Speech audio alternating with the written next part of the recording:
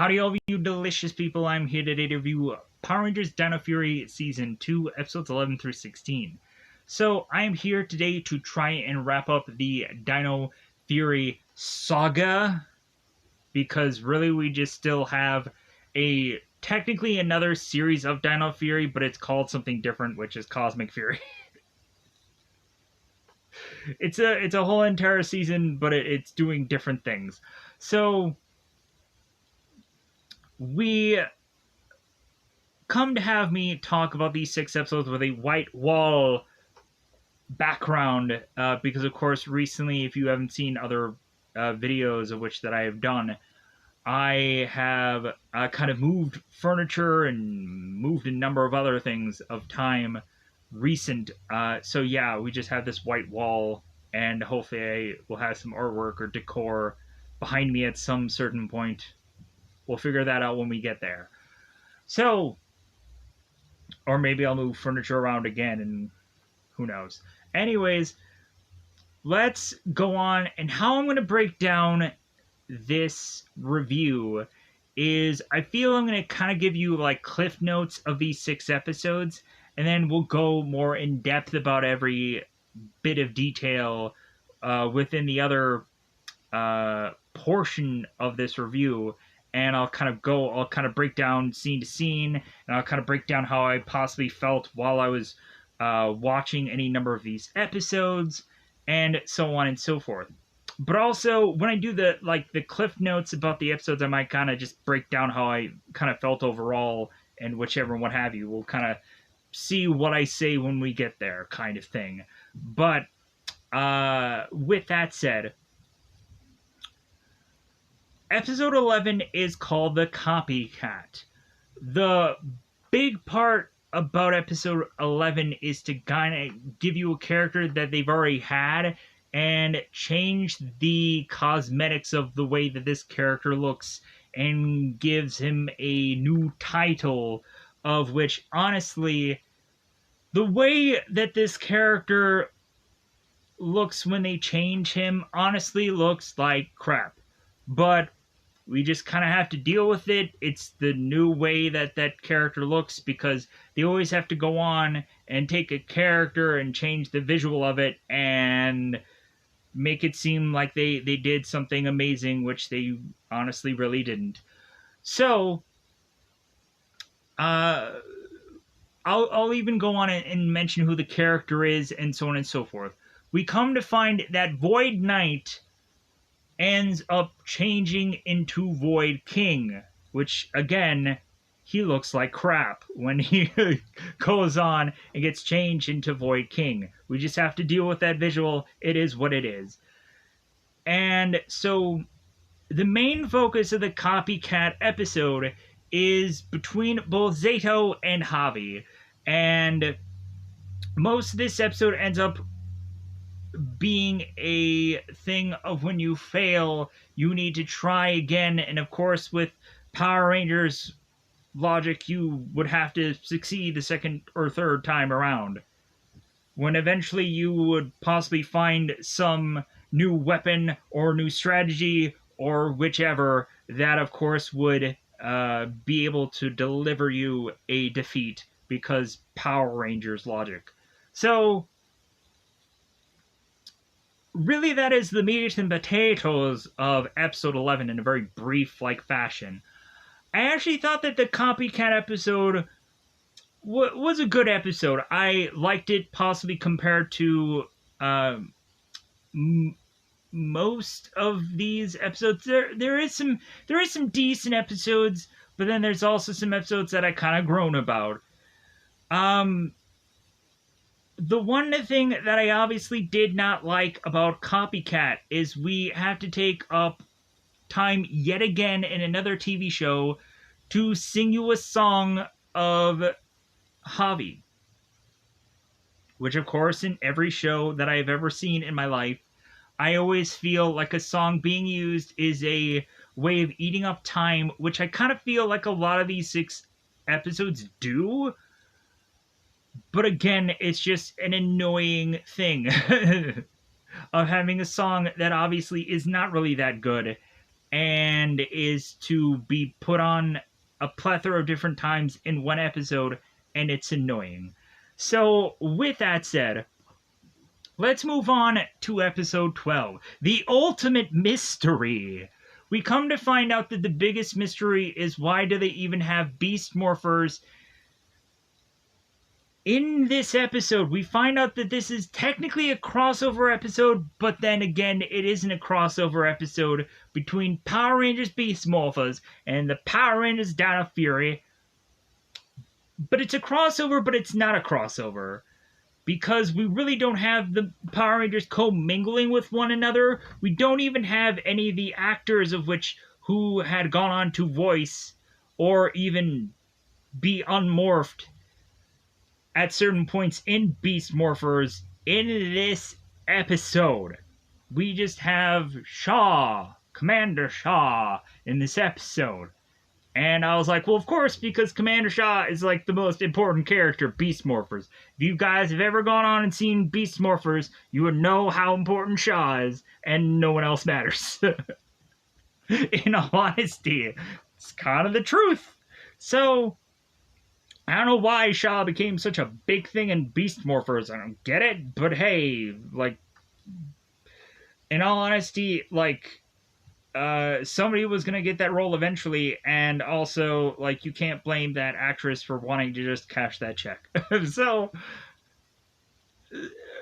besides the whole Beast Morphers thing, we come to find out that episode 12 is an Amelia episode.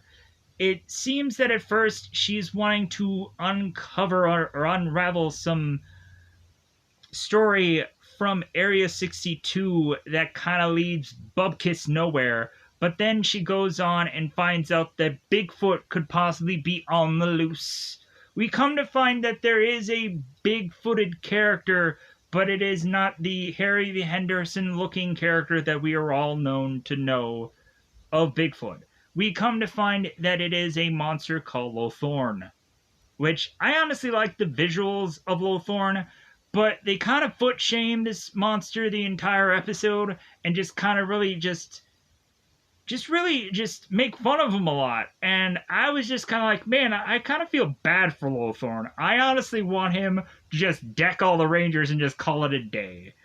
We come to find out that Lothorn has some ties with this dude named Zed.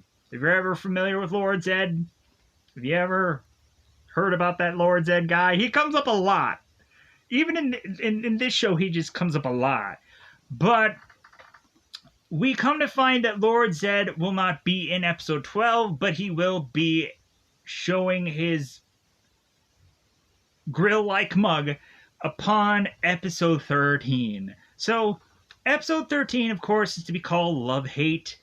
We would come to find that in Love Hate, this is a Valentine's Day episode, it seems, that is to really just give us a story between Amelia and Ollie. It seems to be the focus. We get a technical Evil Ranger in here, which I'm like, yeah, give me some of that Evil Ranger. Honestly, when Ollie was to have turned evil, that is the greatest thing that he has ever given to us in this show, ever. Him being evil was the best thing in this show, bar none of whatever he has gone on to do for us in this show. Love Hate was just kind of it eats up a lot of time because we have to start now doing like the Buzz Blast bizarrish like things that they have to try to sell for Buzz Blast. They have to do these goofy events, and we really start that with a Love Hate, and then we do another thing in episode 14 also, and stuff which I think is like them focusing on that is a giant waste of time. But it seems that most of these episodes are kind of focusing more on like the demorphed character stories, which aren't that good, and are kind of focusing less on the monster battle beating things. And honestly, when we do get to the monster battle beating things, we just have to see how many keys that they can use in every battle, and it honestly gets rather annoying. If I could go on and see them kick or punch any monster to death, I would be so much more pleased. But then again, we would of course have to use them saber and monsters to death, and it just becomes so annoying. Especially with that sword sound. I'm so annoyed with it. I get it that it's to sell a toy. I get the merchandise behind, but it just, oh my god. Can we just kick or punch a monster in the face? Please.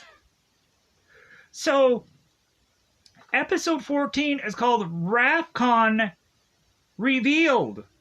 The only revealing thing about RAFCON is we have a planet that is to be called RAFCON, but not a single Rafconian or even there, except for Zane and Ion.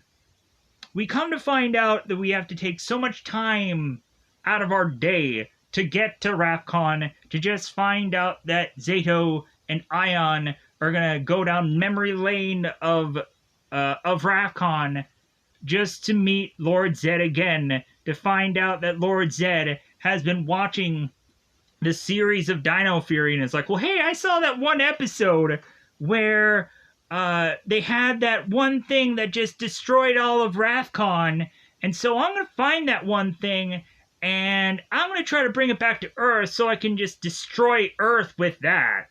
And instead of getting cool things like Serpentera, or going on and like reuniting with Rita, or some other cool thing that we could kind of, even having Zed have like a Goldar or a Rito or something from Mighty Morphin would have been sweet. But no, we just have to have Zed, who's stuck with him needing to just rehash Dino Fury episodes of the past and like recycle something that he's going to try to use as this big flashy weapon. Ooh, how exciting. And so we have to kind of sandwich the RAFCON journey with Jane and Jayborg doing Capture the Flag. I don't know why we have to have so much of these characters being used. I'll admit that the Capture the Flag thing, it was fun, but it wasn't really all that fun. It was like, we have them using like Nerf guns, and like, does Hasbro own Nerf guns? I'm assuming they probably do. So that was kind of like some kind of merchandise maneuver. I don't know. But either way, like the whole capturing the flag thing, I'm like,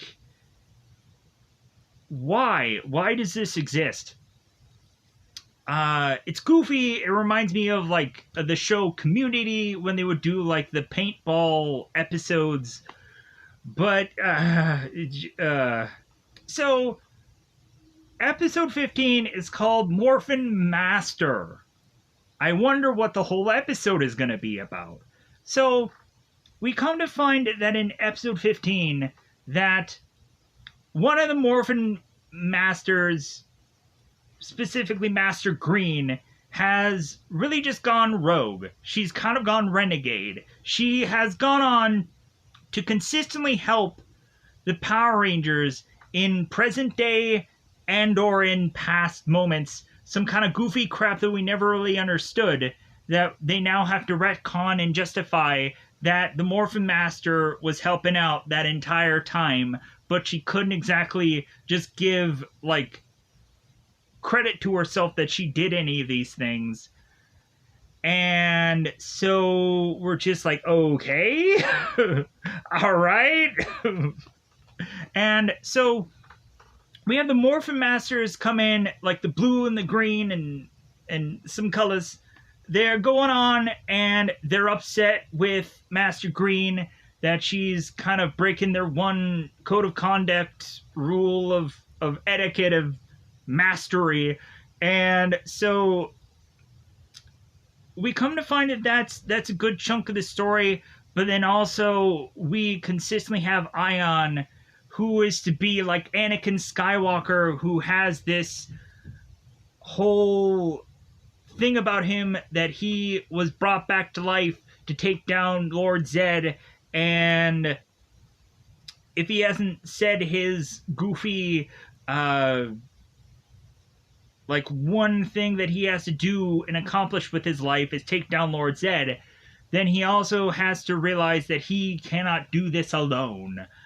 And he has to have a group with him that can hopefully take down Lord Zed at some point in possibly these episodes. So this Morphin Master episode, I think, was pretty good, even though I was like, oh my god, they're reusing footage from other Power Rangers episodes. But at least there is a justification of why they did it, so I was kind of satisfied by that episode, but I'm still just like, I still groan about it.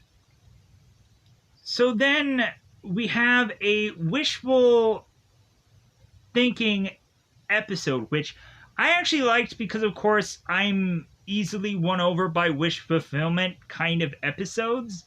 And this kind of whole, like, charm medallion thing that they're holding, that they go on and they wish for a successful, or wish that they have something, or, and then it goes horribly awry, or it goes against them, or whichever. This whole wish fulfillment kind of episode, I really did enjoy, even though the monster really didn't match the whole like wish fulfillment thing. But I just kind of just threw my hands up in the air and I was like, "Meh, whatever. Like, let's just enjoy this for what it is." We come to find that the mystery of which that Amelia is to have revealed in episode 12, she is wanting to wish to make that come true. We have our characters look very goofy at some point in this episode. Ollie and both Izzy make a real goofy transformation, and we have Amelia, who is kind of stuck in being what happened to the Rangers between Mighty Morphin and Zeo. She gets young. We'll say that, of course, if you've gone on and seen Mighty Morphin through Zeo, where of course the young Tommy and Rocky and all of them, that was pretty cool to, of course, seeing younger versions of the characters technically for what it was. Anyways, so with that said, let's now go more in depth, and from my notes of which that I had taken, but then also my thought noggin of what had happened throughout these episodes. So first off, we have Copycat.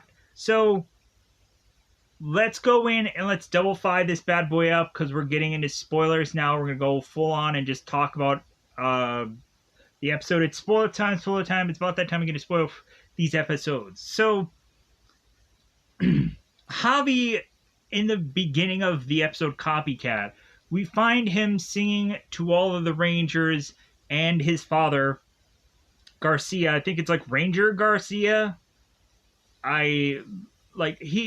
He and another character which comes back into these episodes. I didn't take the time to like look up their names and whichever. I honestly just am going to say like, oh, that's Javi's mom, or that's Javi's dad, or that's Ollie's whoever, and so on and so forth, because I'm lazy. My apologies. So Javi goes on to sing his new song called Spotlight to the group, and we come to find out that before Javi has gone on to sing this song at this moment to the Rangers and his father, he has possibly gone on around town and just been singing this song consistently because he obviously has nothing better to do with his life instead of becoming a Power Ranger consistently. So we all of a sudden get a buzzing from, of course, one of their communicators or watches that goes on to inform Javi that he needs to make his way on to Buzz Blast to be a part of this sing-a-thon, sing-a-thon, uh, which of course is basically hosted by Jane, and we go on into this sing-a-thon, and we have Pop Pop, who goes into this violin. He's violining away. And funny enough, the actual song of which that he is violining to is actually like The Devil Went Down to Georgia, bizarrely. And Pop Pop is bizarrely doing a violin about him fixing things, and then eventually when he like flings the violin stick, it ends up going through one of the judges' hat. He's like, I can fix that too, and like that's his goofy crappy song. Then Amelia is just kind of like, come on Pop Pop, do the song, you can do it. Yeah, like she's just trying to cheer him on, and it's gravy. So we come to find that after like Pop Pop does his like unbeatable song that obviously like nobody is gonna even like have a chance in the Devil Going Down to Georgia to beat anything, because Pop Pop should have become a ranger at some point. We would come to find that Blair, who of course, if people don't remember because they might have not have seen every episode of this show, was to have been the lead vocalist of a band called Screaming Zombies. And so we would come to find that Blair is going to go on to play this song. And the song that Blair ends up playing is the exact same song that Javi, of course, was to have done, which was Spotlight. And all of a sudden, like, Javi's like, wait, that's my song! Stop this Blair guy, because he's doing my song! And we all of a sudden have, like, Izzy, and we have, like, Ranger Garcia, who are all upset because Blair has taken Javi's song. And it's like, well, obviously you had taken my song because I had played it all over town, so you heard this song and you stole it from me. How could you, Blair? And so Blair ends up becoming a douche, sadly enough. And so we come to find that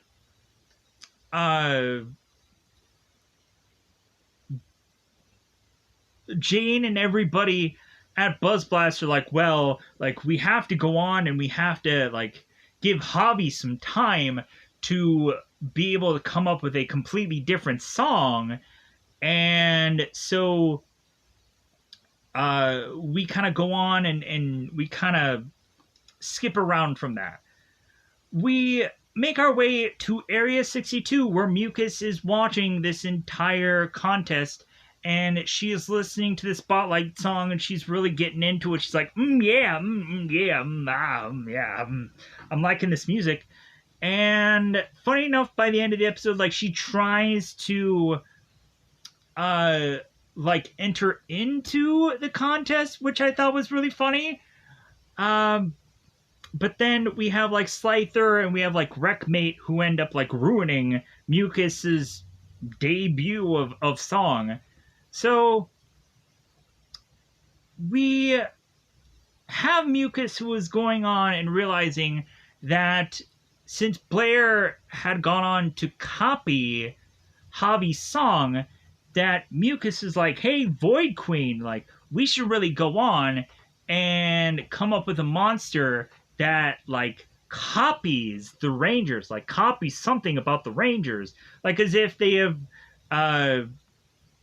like, as if I'm thinking, I'm like, oh my god, are they gonna make like evil versions of the Rangers? Wouldn't that be cool? Instead of going on and just making like a good Ranger like evil, because that just seems lazy, like any times of which they've gone on and done it in a number of episodes. So we have Mucus, who is like telling Void Queen, like, yeah, like this whole copycat idea that sounds really great, right? And Void Queen is like, oh yeah, well, I have something else kind of like planned. And so Void Queen kind of just makes her way to where Void Knight is now imprisoned. He's all like, I'm in prison. This sucks. Yeah, this sucks, doesn't it? I'm upset and all this stuff. And he's like just banging away, and he's just imprisoned upon the place that Void Queen had originally been contained to try to keep her alive. So we then make our way to Void Knight, Tarek. Tarek is not in his armor, and he's just banging away. And you know what? If you've seen the video, if you've seen the episode, you know what I'm talking about. You know? Moving on. So we make our way to Dino Henge, and we have Hobby thinking about like quitting the competition. And we have Solon, who's just kind of giving like Hobby some like just some kernel of wisdom, and all the Rangers are like, wow, like Solon, like you just wisdom just pop it out of your brain, just wow. Mad props. Like, so we would come to find that, of course, the Rangers are going to get an alert from the hotline or from wherever, telling them about a new monstrous thing that they, of course, are going to fight for this week. We would come to find that that monstrous thing would, of course, be Void King. Because that's the only monster we're going to have in this episode. So we have the Rangers making their way down, walking fast-paced, homebound, yeah, whatever, to this monstrous being. And while, of course, he's talking exactly like Void Knight, I'm like, man, did they just reuse that voice actor? I'm like, what the heck? This is lazy. I'm like, this is obviously Void Knight. This is the Void Knight voice. Why? Like, this is, come on, guys. And then we go on to find that, like, oh yeah, well, I'm the improved, I'm the improved, Void Knight, and I'm now Void King. And because we come to find that this monster keeps telling the Rangers that he has fought them before, that he has like been with them before. And Zeto's like, what are you talking about, monster? What are you saying? Like, I don't recognize you. Like, I don't recognize the crap that is ahead of me, looking all like garbity gook. What the is this? So we have our monster, who is Voidish King, who is explaining that, yeah, like, hey guys, like, if you guys don't recognize the sweet voice of which that I'm delivering you, I was Void King and now, or I was Void Knight and I'm now Void King. And so they're like, oh, okay.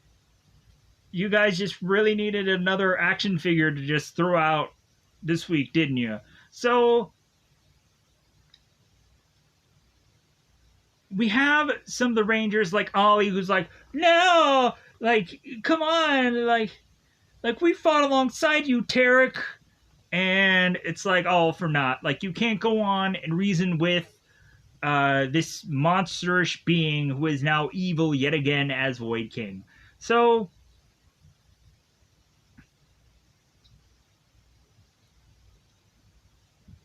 we have Zato, who is trying to go on and face the Void King alone, as the rest of the Rangers have all been taken down and demorphed. Javi goes on and retreats with them, and Zato activates, of course, his latest, greatest thing that he has to use in every episode now, which is the Dino Knight key. The thing that is to go on and make him look quasi like Dino Knight or Void Knight, but he, of course, looks quasi cool with his yellow and red, and it just looks cool. So Void King takes out a dual-bladed weapon, which was actually like this goofy, curvy weapon that looked like crap. But he goes on to do the Dino Knight Strike Void Fury Unleashed. This big, massive attack that, of course, we would go on and see Dino Knight use. That same kind of big attack. And we would come to find Zato right after that would have to retreat because of that attack that Void King stole from him. So we now go on to Zato going to Dino Henge with Solon reviving all of the Rangers. Javi realizes if Void King is making Zato fight like a mirror image of Zato's self. Like, so if Zato is fighting Zato, then Javi is just like, well, like, you need to basically fight yourself. You need to be able to fight something that is as equal to you, but is maybe not going to be, like, throwing all the hard punches. So Javi's like, well, hey, like, how about I go on and I take the Dino Knight key so I can be the Red Ranger temporarily for one episode, huh? And like, I can spar against you, Zato, so I can be the Red Ranger a little bit. And so you can try and see with my attacks, like, what weaknesses they have, so that way you can go on and exploit them and try to figure out a way to beat me, aka yourself. So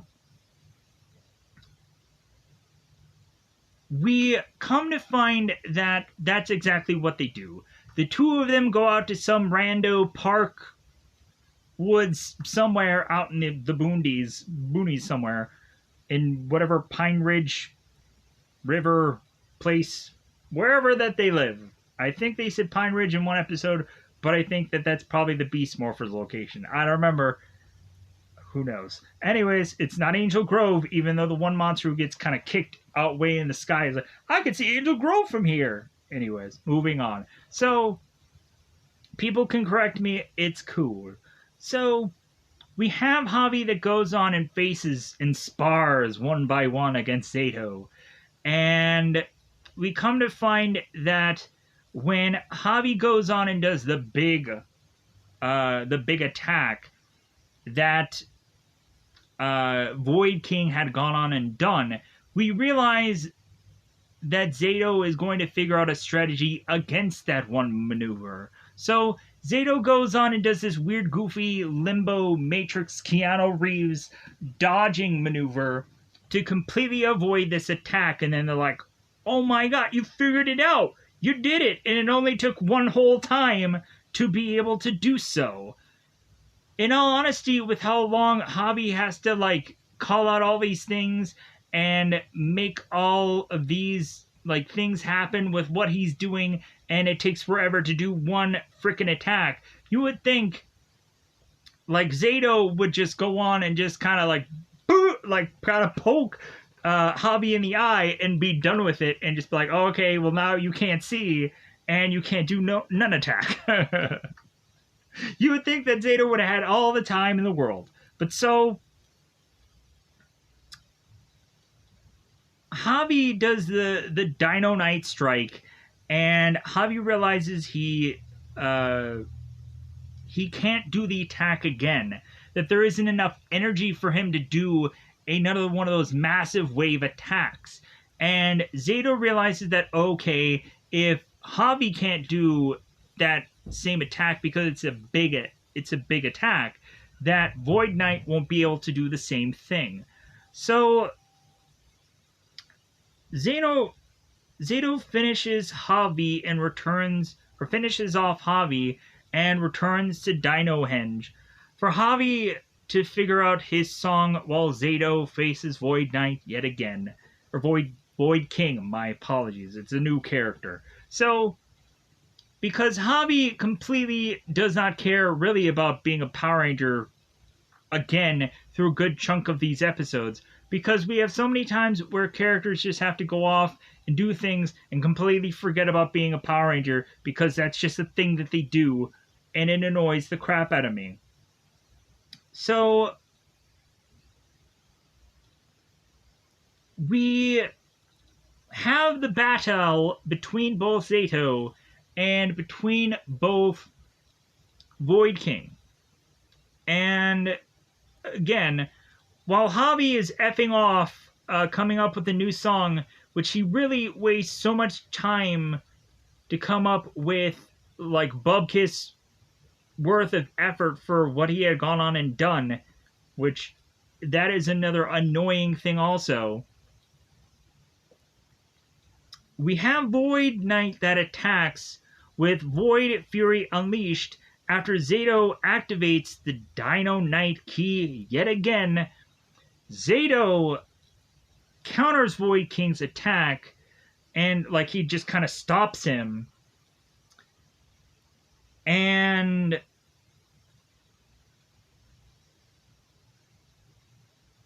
then we have Zato who turns around and does his own strike, forcing Void King to retreat to come up with new attacks for of course the Rangers to possibly beat up upon again. Zato returns to Dino Henge after Zato returns to Dino Henge having Solon now conveniently recovering all of the Rangers to well health, because convenient. Right after the battle is all done, the Rangers are all like, "Oh man, I'm 100% now. Like, did we win the battle? Did we lose the battle? What's going on?" We have one of those kind of situations. Convenient Ranger recovery. So Zato confirms that the plan that him and Javi had worked, and Javi's just like, well, hey, like, why didn't you, like, have me go with you? Like, why didn't you have me, like, battle with you? Like, you shouldn't have gone alone. And if I were Zato, I'd be like, Javi, like, you obviously did not care at that moment about being a Power Ranger. You cared about whatever song career, and maybe, dude, you need to just hand over that morpher. Like, there's so many times now that these Rangers just kind of, like, don't care about being a Ranger, that maybe their morpher should be taken away from them. And this is another situation, this is another scenario where it's kind of like, okay, enough's enough. So, because this happens twice through these 6 episodes where Javi just like, hey man, I'm too busy doing my singing career, like I could care less about morphing into anything, even though it's more phenomenal, whichever. Anyways, so Javi returns to the songathon, the songathon, with a strategy of his own, realizing that all he is to go on and do is sing the exact song, but have a number of different instruments just playing along with it. So Javi is showing his talent of instrumental use, and everybody is just like, wow, yeah, this is a completely different song because he just instrumental soloed it to death. And we should just all be so happy that Javi is this skilled. And immediately what I said was like, Javi is so freaking lazy that he sings the exact same song combined with just a random assortment of harmonica and keyboard or guitar instruments, and I am just blah. I am just whatever after this. We then find after Javi is done playing his Spotlight song, which he's gone on and done that how many times, and Blair has sang it. So we've already just done this song to death. Luckily, in another episode, we have a completely different song that Javi has sang, which I don't even understand what that song even was, and we have to kind of duet it in at the end of that episode. And I'm just like, why? Why did it happen? Why? But we'll get to that. So we then come to find that Mucus is doing her special performance that again gets ruined by Slyther and Wreckmate. Javi wins the contest hands down because there was no other Power Ranger that sang a song that day. And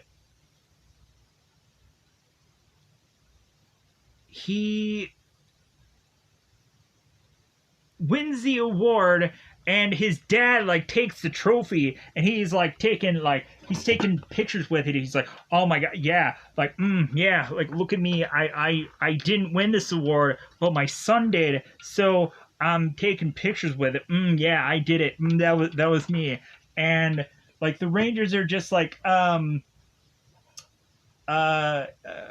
Garcia, like, are you gonna give back that trophy to Javi anytime soon? And Javi's just like, dude, I just need like 2 more photos for my gram and my Snapchat and my Duck Duck Goose and my Facebook and my Twitter. I just need 12 more pictures just for that. And they're like, okay, just let him finish off the episode.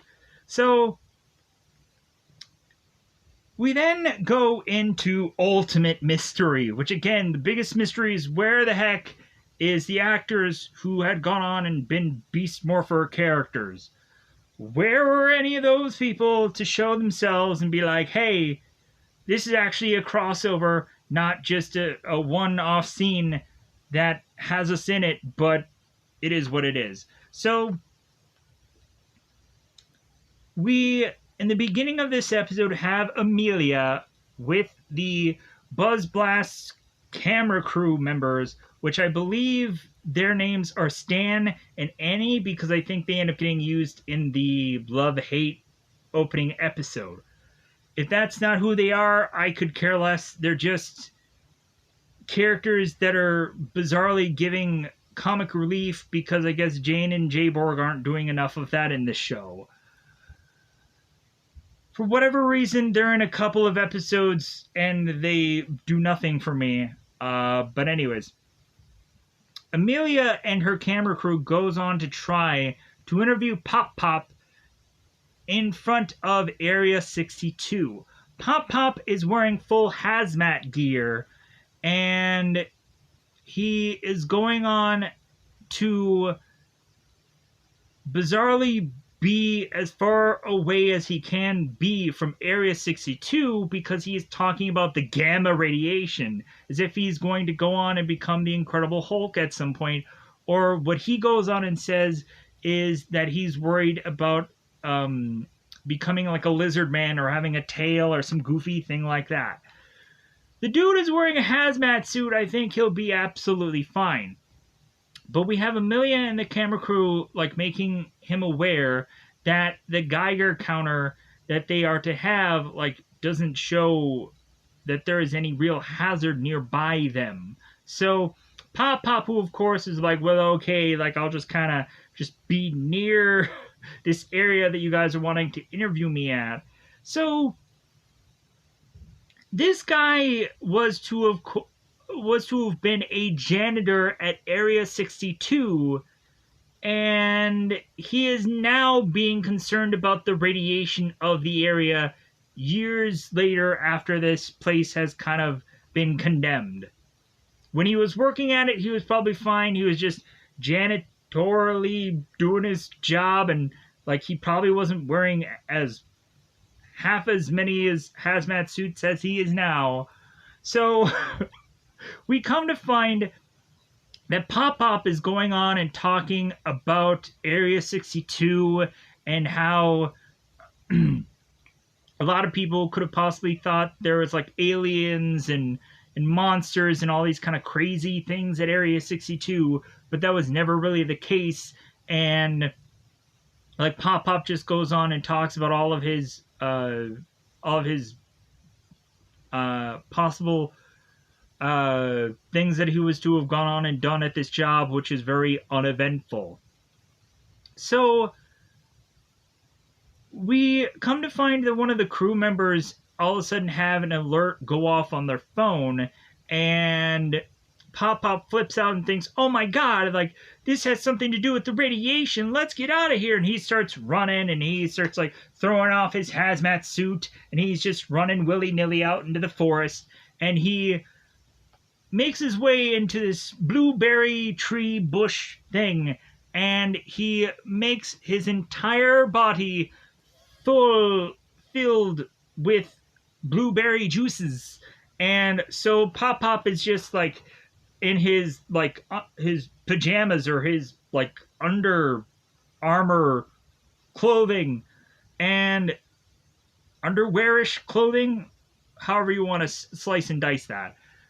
Pop Pop is head to toe just covered in these massive blueberries, and then he realizes that, oh my god, I gotta take these blueberries because they're so thick and juicy and succulent. And he has to go on and bizarrely at like the second half, or at the later half of this episode, do some bizarre food thing with Jane, which I'm like, okay, I guess this is a way to just end this episode, whatever. So the aftermath of just Pop Pop just going wild and blueberrying it up.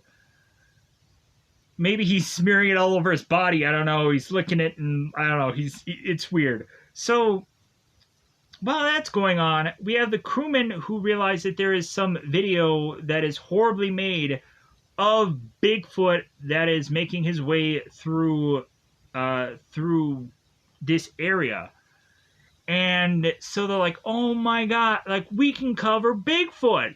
We can finally unmask this Bigfootish creature and have footage of it, and it'll be probably way better HD, 4K, whatever, than anyone else will. And so we have us turn around and have Amelia and the camera crew make their way all the way to Buzz Blast because they couldn't send a text or a tweet to Jane to try and convince her that they have possibly seen a Bigfoot sighting and that they need to go on and investigate this whole Bigfoot thing.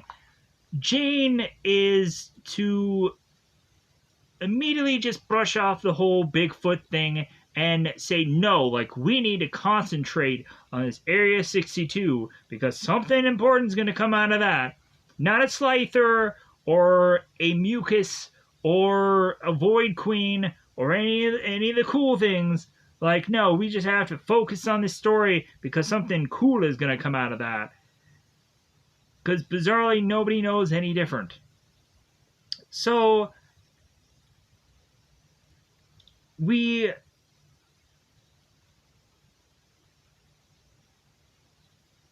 Amelia is to go and get a call from her communicator from Solon and to make her way back to Dino Henge. And we come to find that both Stan and both Annie are looking through Amelia's kind of information that she has about this Bigfoot creature, and come to find out the possible origin of where this monster hangs its hairy hat could possibly be in Dinohenge. And so the camera crew is like, oh, we need to go to Dinohenge and maybe uncover the secrets of the Power Rangers. No, they're not Bulk and Skull. No, they won't go on and be able to do that.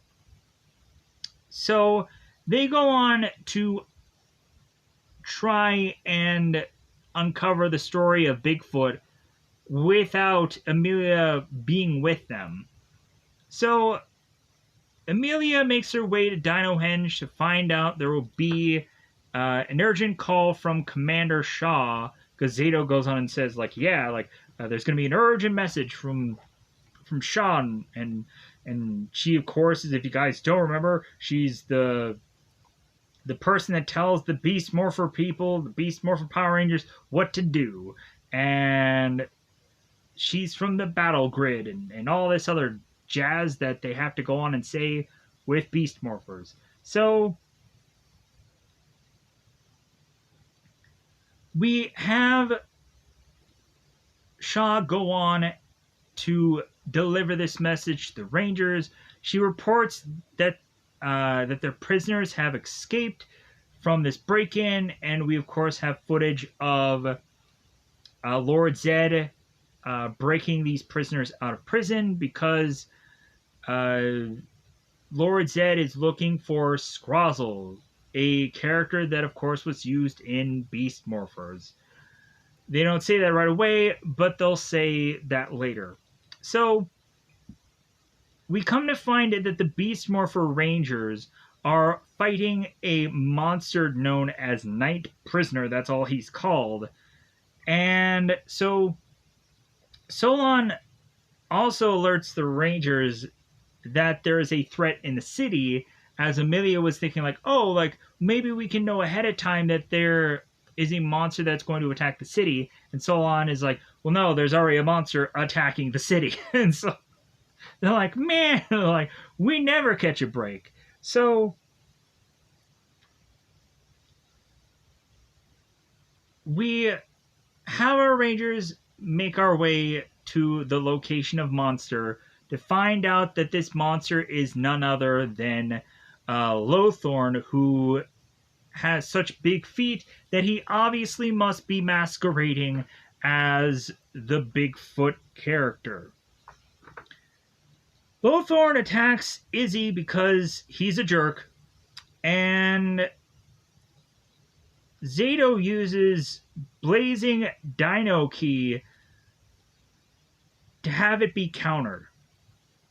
Because honestly, like, Lothor is a pretty strong monster, and he's very tough to beat. Ion, the Gold Ranger, the guy who always has to Mosablast, and he has to sound like this, because I don't know why. And I always make fun of him for how he sounds, but that's just the way the actor sounds. Gold Ranger uses the Electro Dino Key to be countered also. Again, we're seeing a pattern here of countering attacks. Zato, of course, uses his Dino Knight key and becomes Dino Knight to have his strike get countered. Pattern here. Lothorn disappears after being insulted by the Rangers for I don't know how many times. It seems like, yeah, like, your feet are ugly, and yeah, you don't look too good either, and yeah, it's consistently in this episode. The Rangers return to Dinohenge to try to understand the monster, to try to figure out, to just be like, why aren't we beating this monster? Why? And then we find out the camera crew is making their way to Dinohenge, assuming that they're going to find the big-footed character, which they are, of course, not going to. But instead of finding a Harry the Henderson wannabe, The camera crew end up finding Lothorn attacking the Dino Henge statues. He is just blasting away because he has nothing better to do with his life. He has been insulted by these characters numerous times that he's like, well, hey man, I'm gonna strike at like their home turf, and Lord Zed has told me that like this is their like one true weakness is all their goofy statues that they just have laying around here. So I'm just gonna attack all of them, just start blasting them. So, well, Lothorn is just blasting away, just having a good old blasty blast time. We have the camera crew who are channeling the hotline, like, oh my god, we gotta figure out how the Rangers can beat this monster by calling them.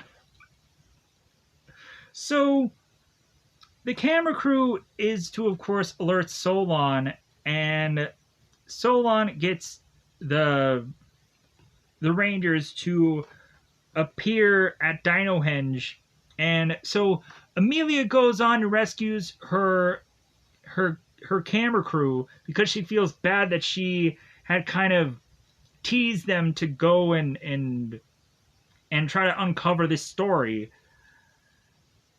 And we desperately have one of the camera crew is like, well, hey, can we take a selfie? And Amelia is like, yeah, like once we get out of here. And then Amelia is just like, she's just like, how many more selfies? Like should I go like this?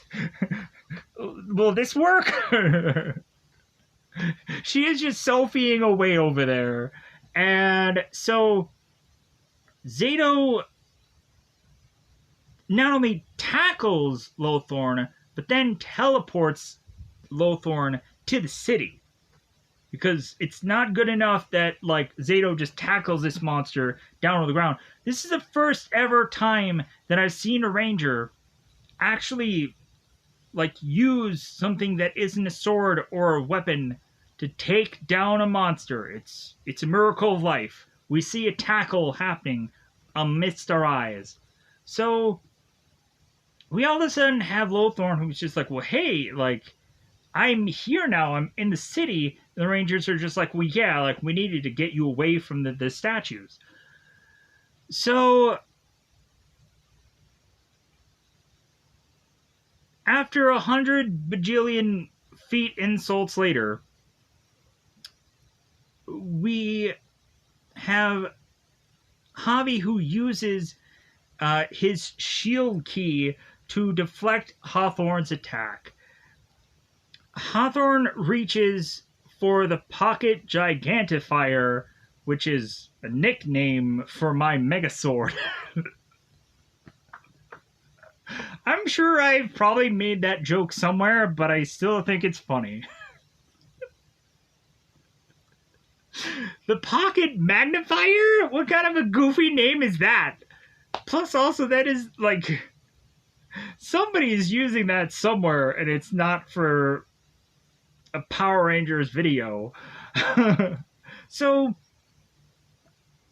Zato forces Solon, because, like, Zato is a jerk that way, to bring him all the Zords, to have them form the Dino Fury Megazord Warrior Formation, or, yeah, the name of thing. So while that's also going on, we also have the Moza Razor Zord go into battle mode. Sweet, right? Yeah. Pretty cool. So, and the Moza Laser or Razor Zord attacks Lothorn while the Dino Fury Megazord blocks a attack. The Zords together also combine into the Primal Ultra Zord. You know the Ultra Zord thing that they should not go on and just become all the time because it could be dangerous? They're just gonna keep, like, let's just Primal Ultra Zord all the time. Even though it's dangerous, let's just keep doing that. It's just great. Like, the Megazord will never just blow up like it did in the other past episodes. We never have that worry. It's cool now. But hey, like, if it blows up again, then we'll just get a whole new set of Zords, and we'll get a whole new set of, like, Power Rangers gear. That's gonna happen someday, right? So we then have them become the primal Ultrazord.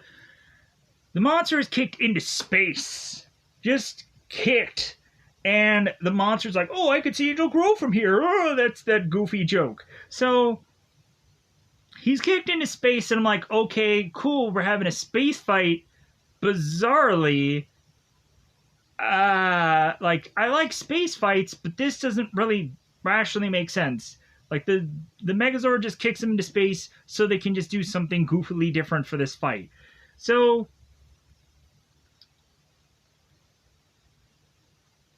they end up, like, the primal Ultra Sword slices the monster, and we call it a day.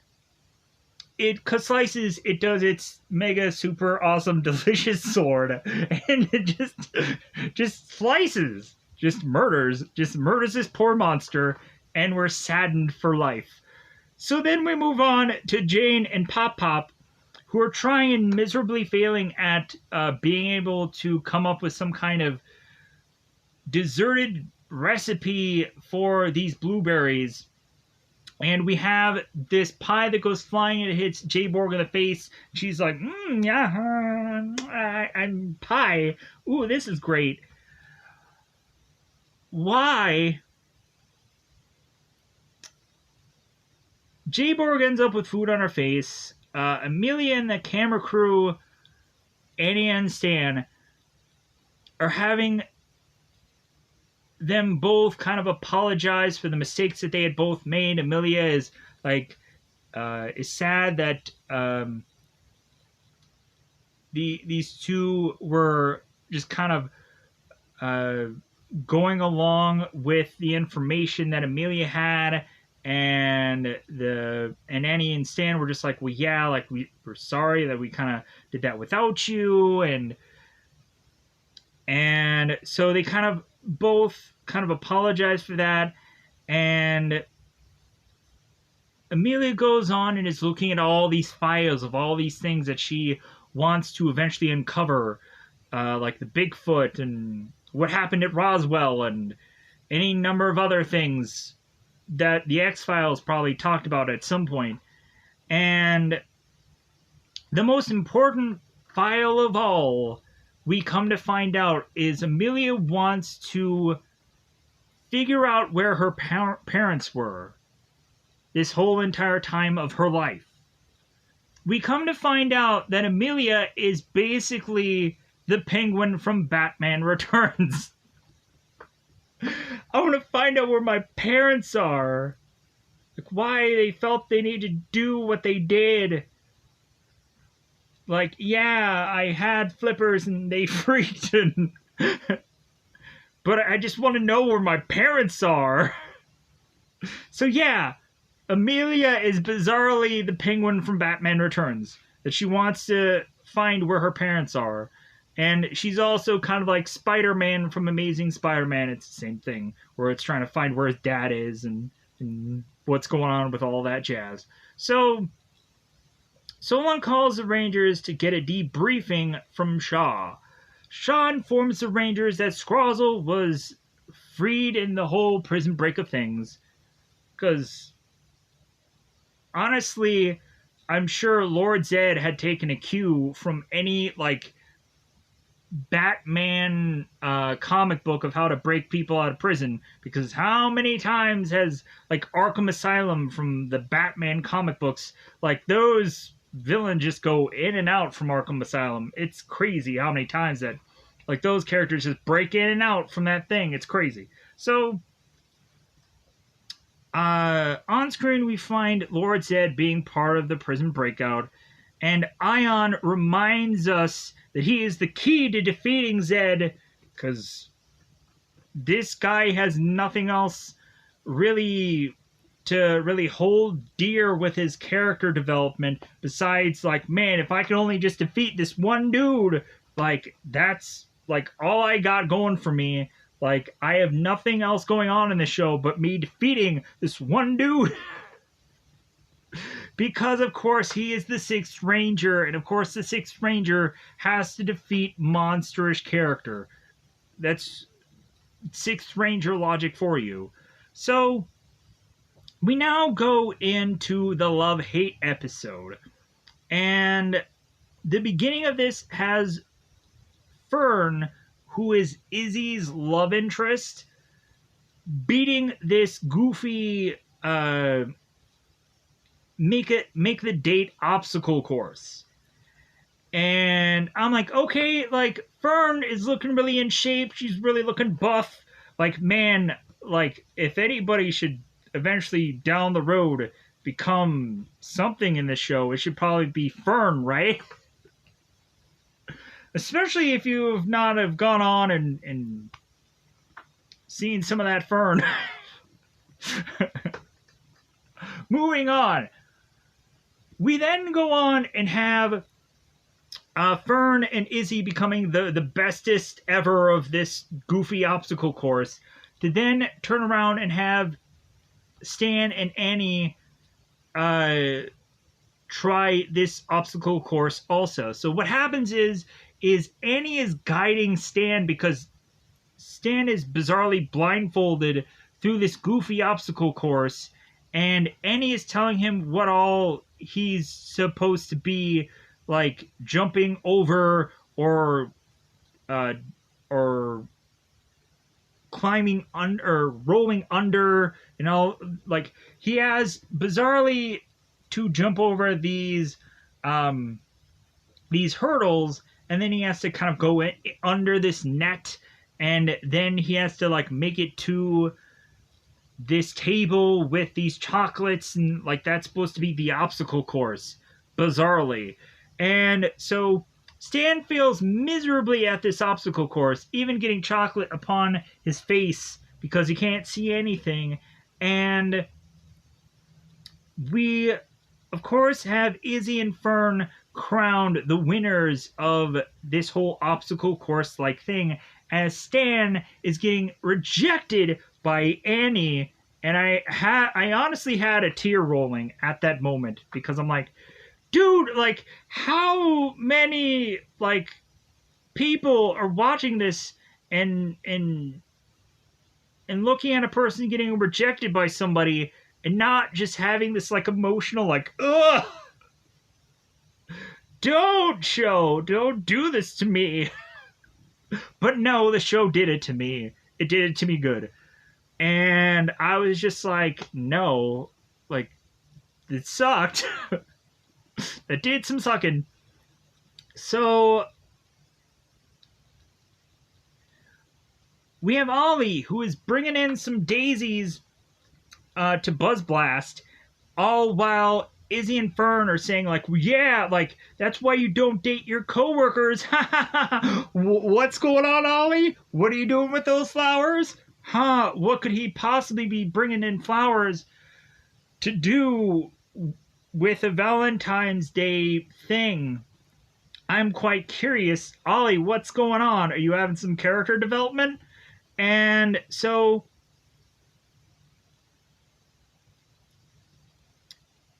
we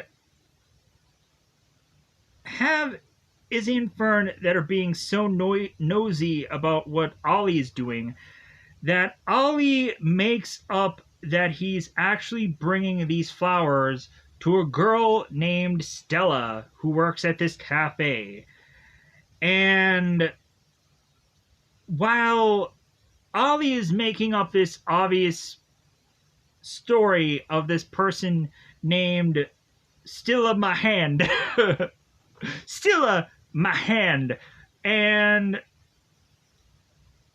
Amelia is just like, oh no, he has found another.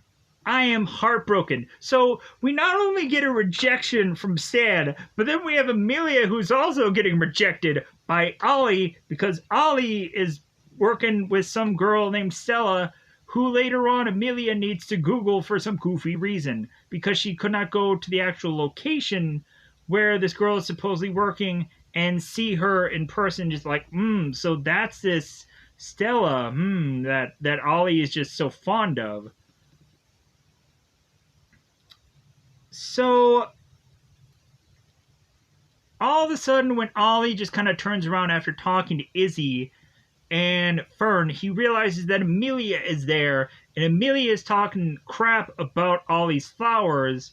And Ollie's just like, well, yeah, well, I am going to go, and I'm going to give these flowers to this girl, and she's going to like it. And so then, like, Amelia storms off, and then Ollie storms off to just take these flowers, just puts them in the trash, and just hearts are just getting broken in this episode. Just broken. And at this moment, I was just like, dude, I just need an alcoholic beverage. I just need just to swig some alcohol at this moment. Because I'm just like, man, like, I need some Power Ranger to punch a monster in the face. I don't need to have so many, like, rejection, heartbroken, 30 different relationships are all breaking up at the same time. I just need Ranger punch monster in face. Where is that? Where is it? So Amelia makes no wait. So let me back up a little bit. So we now go to Area 62. Mucus, Slifer, and Wreckmate are all kind of walking in, and they're kind of terrified of what's behind them as Void, Queen, and King are realizing that Lord Zed is making his way behind a number of the Void henchmen, or Void minions. So, and again, Zed sounds awful right here. He's popping in. He's like, like his voice just sounds awful.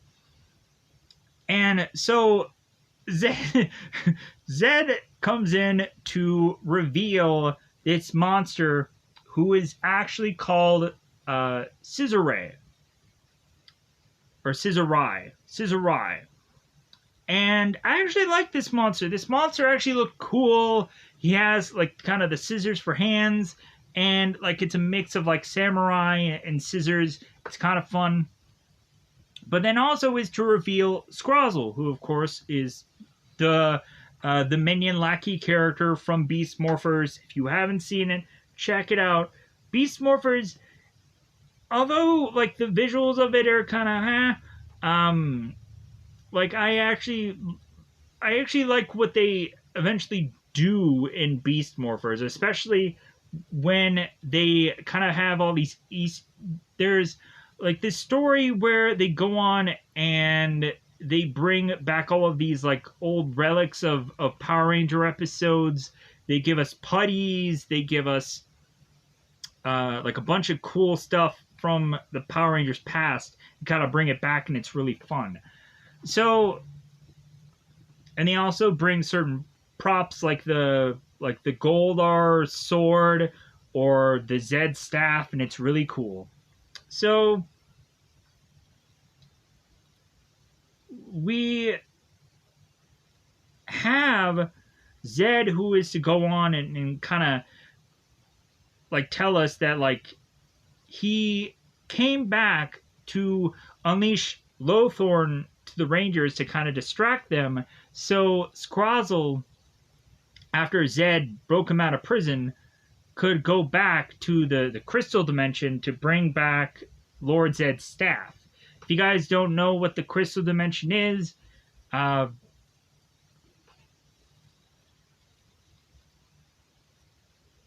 crystal dimension kind of becomes the evil dude's kind of lair in the Beast Morpher kind of later half series. And it just kind of becomes this kind of like kind of white crystal like place that the the the villains kind of luckily have this kind of back door to. And so Zed and Void King decide to work together, as Void King is like, well, hey, like, what's your plan, Lord Zed? And Lord Zed is like, well, hey, I thought that I would make Scrozzle kind of make some monsters for me. And Void King is like, well, hey, I have some blueprints from some past monsters, and so you can go on and kind of recycle certain monsters and make them new, because we just have kind of Power Rangers who tend to rinse and repeat a lot of their monsters and just reuse them all over again, if we haven't kind of done that already numerous times over in Power Rangers shows since forever. A lot of the times we kind of rinse and reuse a lot of monsters and say that they have something about them that just bizarrely makes them stronger, but they're the exact same costumes because Power Rangers that day wanted to save a buck. It's true. That is what it is. So, or maybe there might be a lot of rough drafts of certain monsters that just don't make the cut.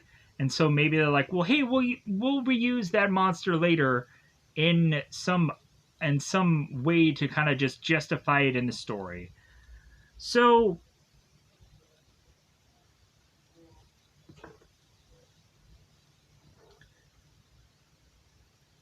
all right, so now at Dino Henge, we have Amelia. Amelia goes on, and this is where she tries to Google Stella, trying to figure out what Ollie sees in this Stella girl. And we all of a sudden have Zato and we have Solon that come to Dino Henge. And they're like, hey, Amelia, what are you doing? What are you Googling over there? Because they're nosy as F, just like Izzy and Fern are. So we then have Zato and Solon who are going onto the, like, that are just so nosy that they want to put the, like, what Amelia was looking on this bigger screen so everyone could see.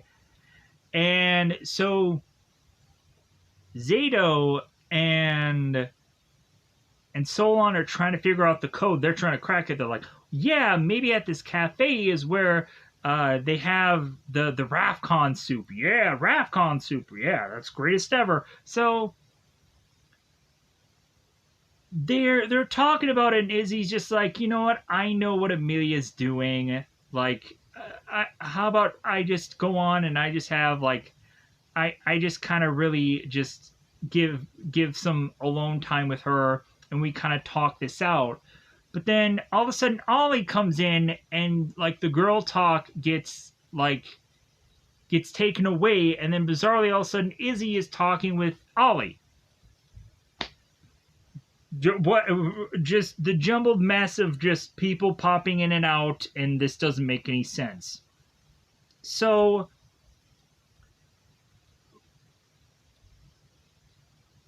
we have Ollie and Izzy have this honest moment, and Ollie reveals to Izzy that Stella isn't a real girl. She isn't a real girl.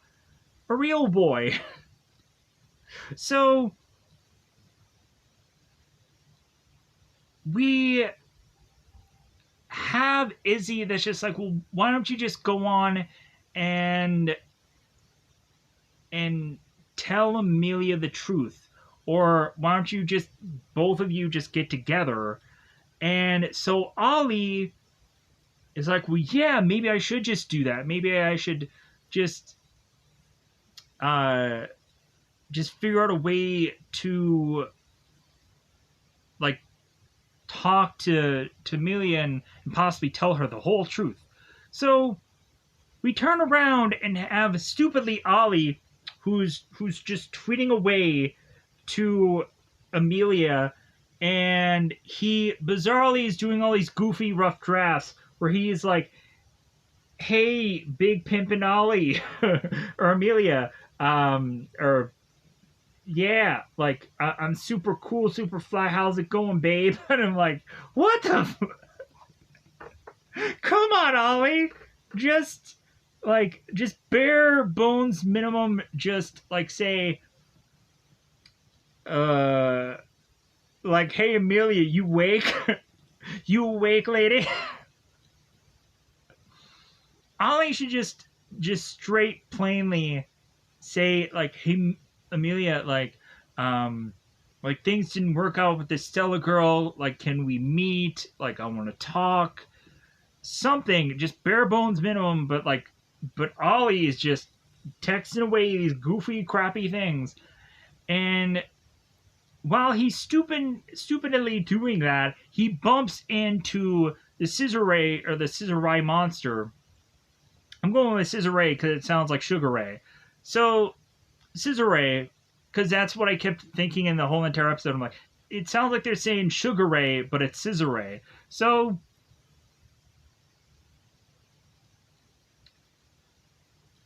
we have Ollie that is going into fighting Scissor Ray, and Scissor Ray slices Ollie, and Ollie turns evil. So I was thinking, I'm like, man, we could really kind of milk this whole like Ollie turning evil thing, and it could be like how Tommy was in Zeo, where it could be like a whole king for a day kind of thing, where Ollie's kind of like has completely lost his memory. It's like, I don't know who I am, I don't know where I am or why I am, but I guess I'm with these evil dudes now, and I've been fighting the Rangers for I don't know how long, and I just suck at it. We could have had like a whole like really cool evil ranger story, but no, like Ollie doesn't deliver us a cool evil ranger thing, and that sucked. Like a cool ranger, evil ranger story. So immediately after that, Zed is like, aha, like you had some wisecracks about me before in the other episode that I was in, right? But look at you now. Like, where's your puns now, Blue Ranger? So we transition to now we're at Buzz Blast. Jabor goes and gives Amelia this goofy card, of course, by Ollie. And Amelia is reading every single stupid thing that Ollie is to go on and say in this card. And Amelia's like, oh, so, like, he really does like me. And it could happen that the two of us could be together. And so Amelia's heart is going all flutter and all kinds of good stuff. So Amelia meets Ollie at Dino Henge, and Ollie has completely forgotten that he has given Amelia this card. And so Amelia is talking to Ollie, and she's like, well, hey, the card that, you know, and me and you and get together, and Ollie's just like, what? Huh? Oh, well, I'm bouncing. And Amelia's like, what happened with him? What's going on? So Ollie leaves, and now Solon and Amelia have to have this moment together about the card that Amelia had read. And so the Rangers get a call to this warehouse, and they're kind of sneaking around. They're like, yeah, we're really good at this sneaking thing. Man, we're going to just stealthily get into this warehouse. And right as they're making their way close, just kind of like being able to get like an earshot of what's going on with like Zed and the monsters and everything, Zed is like, hey, Rangers, I know that you're out there. Just come on down. You're the next contestant on The Price is Wrong. You're going to get slapped and find out that one of your Rangers is evil now. suck it. And so the Rangers are like, how did he know? And Zed always knows. Zed is Baskin Robbins. He always knows. So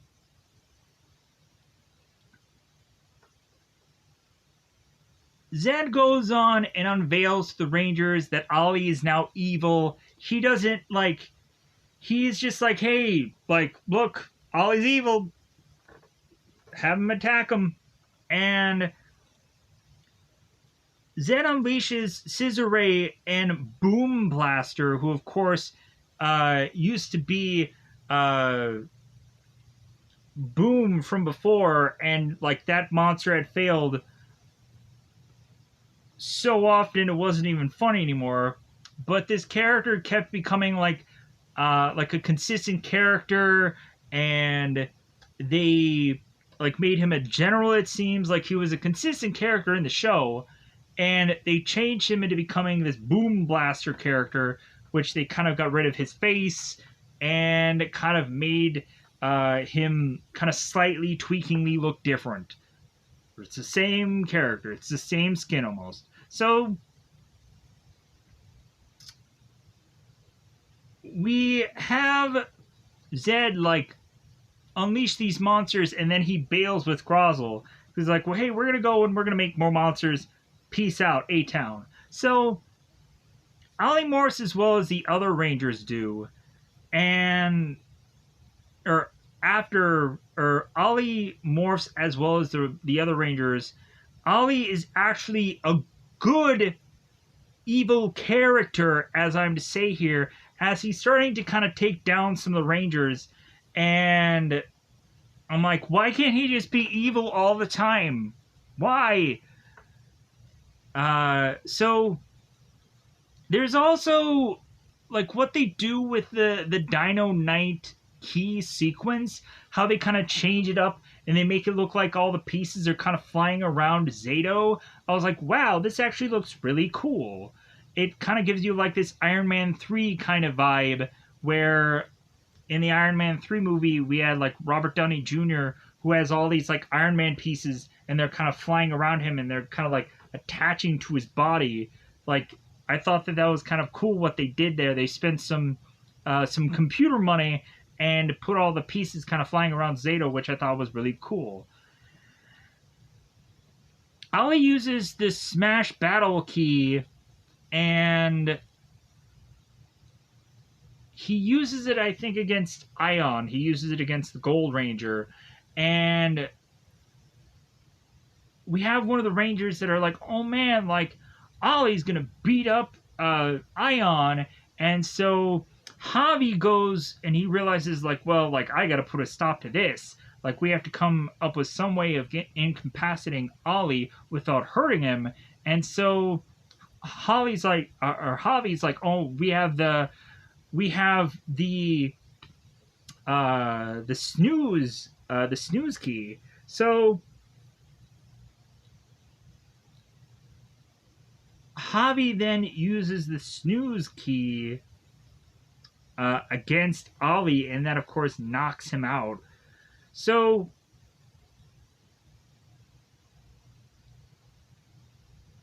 they take him to Dino Henge to get cured, as like Solon is like, well, yeah, like I'm gonna go on and I'm gonna figure this out. By the end of the episode, he'll be fine, and so he'll be out of the battle again. Void King takes down Red and Pink Ranger as Scissor Ray goes giant, because kind of Void King kind of figures out or tries to figure out what's going on here. Zato goes into using both the T-Rex and Blazing Zord to have it become the T-Rex Blazing Megazord. So it's another one of those when you barely have any Rangers, you just have Zato kind of pop into these two Zords that combine into one Megazord. Then we have the Pink Ranger that uses the Gravity Key against Void King,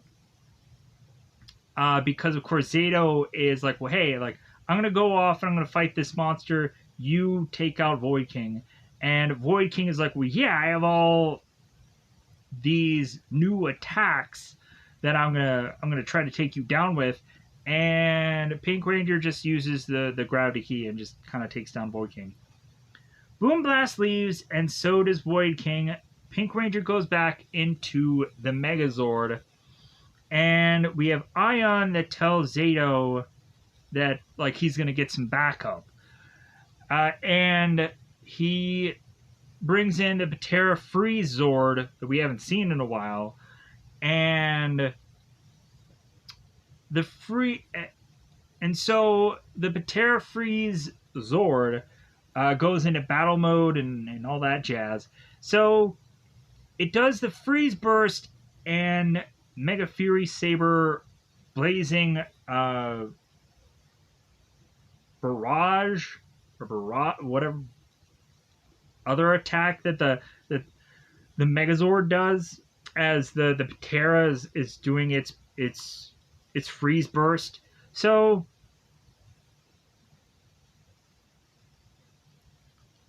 Scissor Ray shrinks and it goes back to the normal like street level size, and the Rangers are like, wait, we didn't defeat him, and Scissor Ray ends up disappearing. So not quite sure what they were going to do with that monster, but for some goofy reason he has just disappeared. Back at Area 62, Mucus is just fanning away on Void Queen, and they're talking about like fly swatters and fans, and bizarrely enough. So Void Queen realizes that she is just getting played by Zed, because of course you are. And we then turn around and back at Dino Henge, we have Solon, who is to have cured Ollie, to then have Ollie have this heart to heart with Amelia, and Ollie says like, well, yeah, the Stella girl wasn't real, and Amelia's like, well, yeah, like I know, I get that, and like that they should be both together. They kind of have this moment, and the Rangers all leave because they want to go and they want to get these buckets, bizarrely, because they think if they can just hit Ollie with some water to revive him, to wake him up. And bizarrely, when they come back, they realize like, oh, like they're having this moment and we're ruining it by being here. So we then move on to the next episode, which of course is called Wrathcon Unleashed. We begin the episode not with knowing that Wrathcon is being unleashed upon the world. We find that Jane is playing Capture the Flag at Buzz Blast, and she's playing this against Jayborg, who I guess is the captain of the other team. Why is this important? I thought this show was called Power Rangers, but everything else is important but that. So while Jane is explaining the game to these other players, we come to find that both Javi and Amelia are trying to get time off because there is a possibility that the Rangers are to be able to discover where Wrathcon is from Zed, because it seems that Zed has to oh yeah, Ollie knew the entire plan of what Zed was trying to pull off. And so Ollie goes on and tells the Rangers, through like touching on to Zato, like what all he saw and what Zed's plan was. And Zed's master plan is to try and find Wrathcon, plan to Wrathcon, and get something from there to try and take out the Rangers. So that's what happens.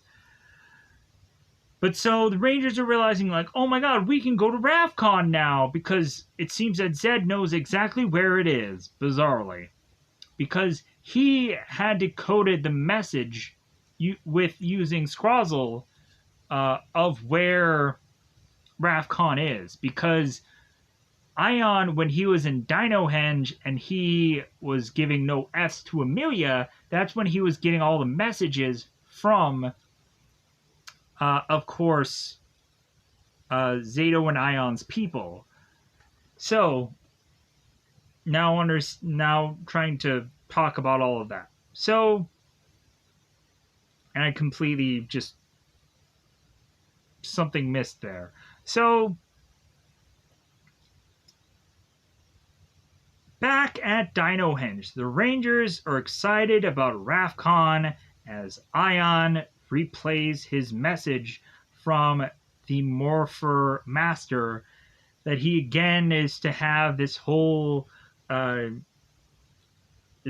journey of him defeating Lord Zed, and the Rangers are like, yeah, like you said that like 50 times already. Like, we get that you have nothing going on with your character but that, but give it a break already. So they're like, okay, well let's go. Like, let's go to Ravcon. Like, we have the ability to like either teleport there or take the Megazord there. And like Solon is like, well, yeah, that sucks that I can't go, and like I guess I can at some point just kind of commandeer the Megazord so I can go and get some soup at Ravcon. And so, or get a cake at Ravcon, because that's such the big thing with Ravcon is their cake, bizarrely. So the Rangers take the T-Rex Cosmic Megazord to activate the Cosmic Gateway to Ravcon. So we then transition to Jane, who is playing Capture the Flag with a bunch of rando extras, because somebody needed to get paid that day. Whoever these kids or whoever maybe they're tied to the crew, or maybe they're just people who work on the show.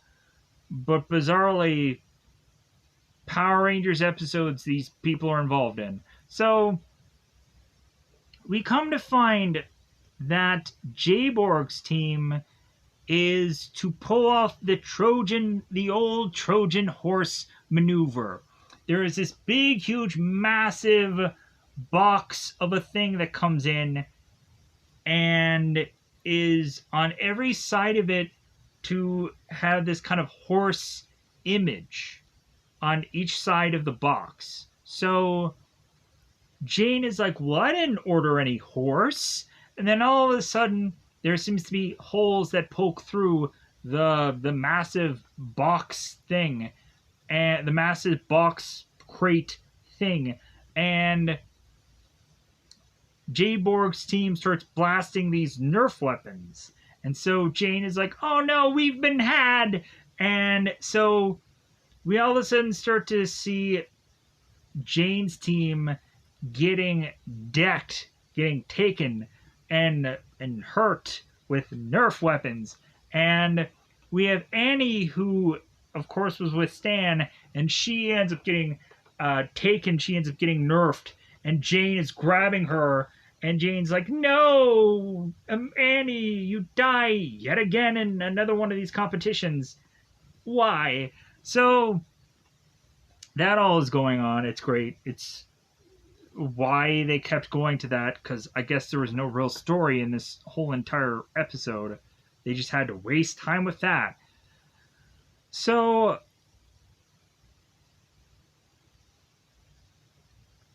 we go to Ravcon, is being scanned by the Megazord, as if this is almost like a Star Trek episode. So the Power Rangers are scanning the planet trying to look for human life, and we have the Rangers that realize that there's no real lifelike thing on this planet besides one, and that's has to, of course, be Zed. So the Rangers teleport down to the surface to realize that Zed and his monster minions are looking for something on this planet. So Zato and Ion are just so jazzed about Ravcon, and they're like, "Oh my god! Like we can finally like meet our people," and then they're crushed because they're like, what? Like there's nobody here. So immediately when Zed was looking for something on this planet, I'm like, please tell me it's not Serpentera. Like we're gonna uncover Serpentera again and have the Rangers defeat Serpentera again, like in the Forever Red episode. But no. We come to find that Zed is looking for the Sporex generator that Zato had seen in prior flashback of him being to Ravcon that had annihilated the Ravcon planet. This is like Superman all over again with this whole ordeal. So we have Ion that goes out to greet Zed guns blazing, and Ion is like, yeah, I'm gonna beat you. I'm gonna beat you, Zed. I'm gonna take you down. And the Rangers are like, well, yeah, we have to go and we have to back him up now because he made the mistake about just chucking himself out there.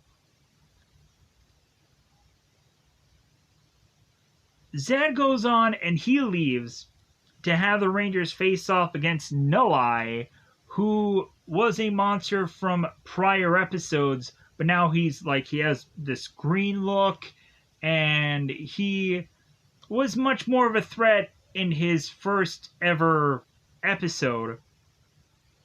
But now he's just kind of this weak character that's just going to get beat up, and it's going to be a waste of monster space. Monster costume making space. Whatever. So, and Noai and Boom Blaster, the obviously like upgraded monsters that actually just suck, and a bunch of henchmen going up against the Power Rangers. Who's gonna win? Figure it out.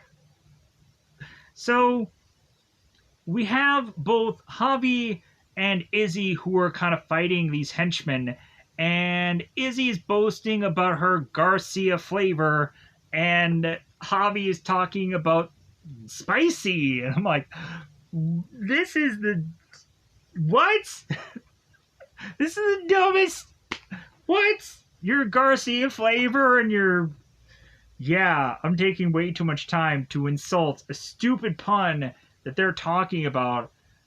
I don't get it at all. Have you seen the Stoltman brothers? They talk about spicy and all this other stuff. Is that where they got it from? Were they watching the World's Strongest Stoltman brothers and they were talking about spicy? What the F is this? That was so goofy. Moving on. Nellie takes the Dino Fury Force attack, and Nellie does this kind of blast, and he disappears because he talks about like, well, hey, I'm not gonna surrender, and I'm not gonna forfeit, so I'm just gonna do this, and I'm gonna run away. So Boom appears, and Zato uses his Dino Knight key, and the Blue Ranger uses his Estrolash, with his key that he has, Elastolash. Pink Ranger uses her Muscle Flex key and does the Muscle Flex attack. Ion uses his Electro Fury Blast, and Boom leaves right after that. Ion is so focused on Zed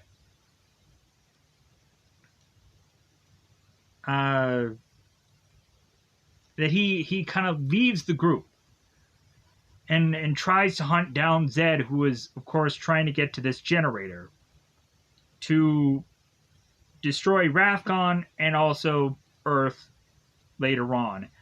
So Jborg is Jborg by her own flag is just kind of waiting and seeing if anybody's going to try and get to this flag. And we come to find that Jane ends up shooting Jborg. And then Jane is like, well, yeah, like I'm going to get the flag and I'm just going to dance my way to victory. And Jborg is like, well, do you really think that you're going to get away that easy, Jane? Do you really think that I'm not going to I didn't figure out a contingency plan for you?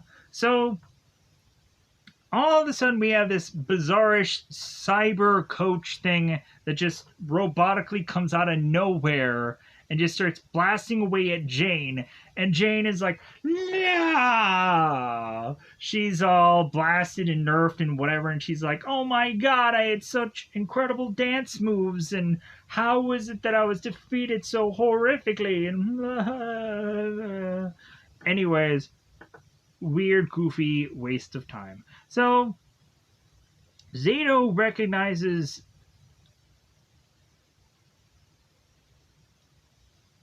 Zato is to recognize their home city. Bizarrely, out of there not being a single, like, he just knows the patch of land where his city used to be. And I was like, okay, this makes no sense. Like some random patch of land, and he's like, oh my god, this was our home city. Nothing is there that tells us this, but this was there. And I'm just like, wow, okay. So, like, we realize that the city was destroyed, and now there's like nothing but green grass there. I don't get it. So, Zed watches on as the Rangers are going to lead him to the generator. Oh, I maybe Ion like eventually gets to Zed, but like Ion is just so focused on like trying to beat Zed that nothing else really matters, and like he eventually makes his way to Zed and tries to get to him, and he'll realize what a mistake that was, and it ends up almost killing Zato. Because how stupid is that? So, Zed realizes that he might as well, like, follow the Rangers because Zato and Ion know, like, where this generator is. So, Zato gets a flashback of the generator being used, and monsters arrive and the Rangers morph. So, Zed and Scrozzle activate the generator as the Rangers use keys on monsters to fight the monsters, of course. I think this is the part where I don't go in depth about what key they use, but man, do they always use them anyways. They use all the keys in this one. They use every key. Every freaking key that they could use. So, Ion runs to face Zed to get demorphed by Zed's staff. Zed blasts Ion so badly that Ion just demorphs. He's the 6th Ranger, but what really good is he if he sucks and then he gets like hit and demorphed? I guess he doesn't have any good unique weapons like any of the other 6 Rangers had that could easily just equal Zed's power. Nope, not this guy. So, Ollie uses the freeze Dino key to freeze the monsters while the monsters are kind of distracted and not kind of fully aware what's going on. Because Zato is kind of running off to try to figure out what happened to Ion. So Zato is kind of in the midst of like, well, hey, Ion's here, and Zed, what are you doing? And Zed blasts Zato with his staff, and like Zato is now down, and Ion's like, oh my god, I made this mistake, and like I was supposed to be the chosen one to defeat Zed. You were the chosen one, high ground, and all that jazz. And so Ion here realizes he was wrong. The rest of the Rangers appear to get a defensive bubble thing around them that teleports them all the way back to Dino Henge.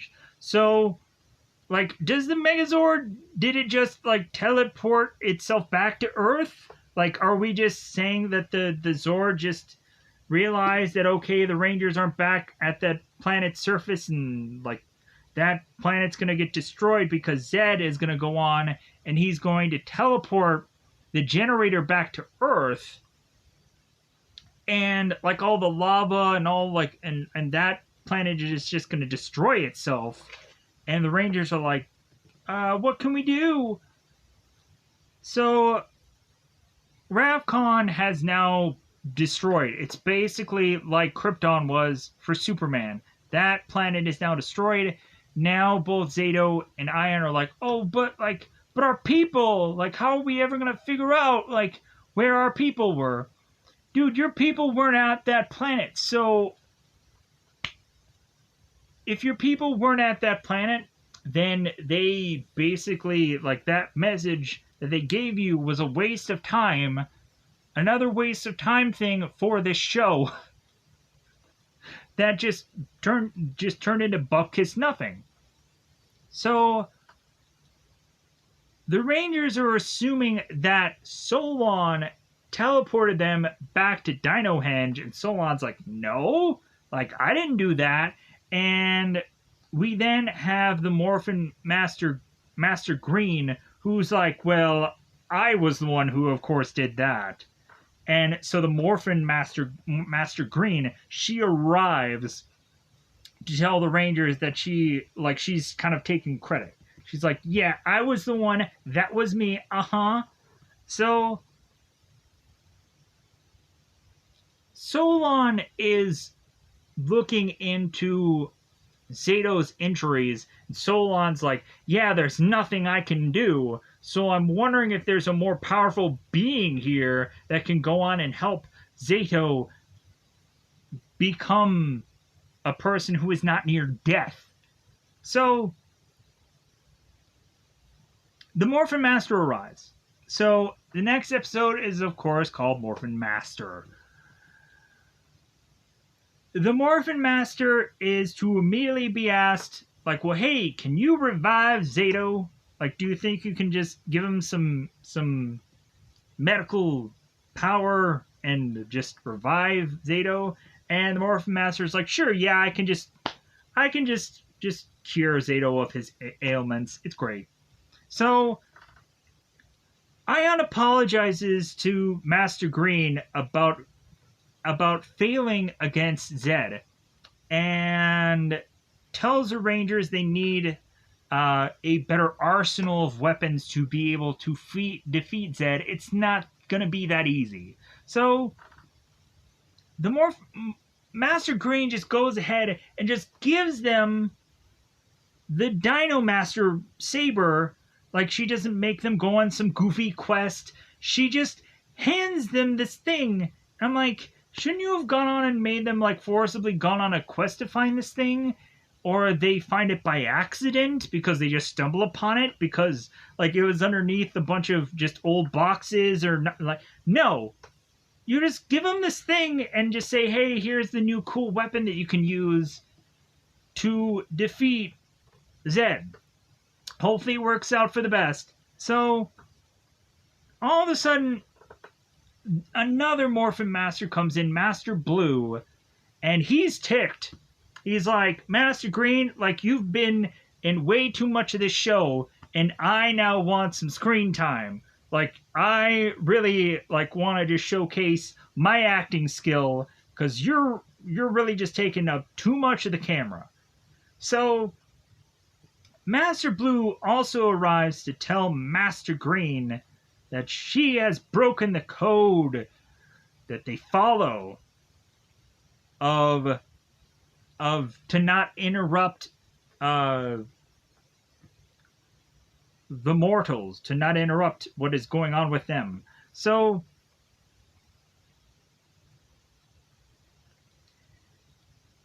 the master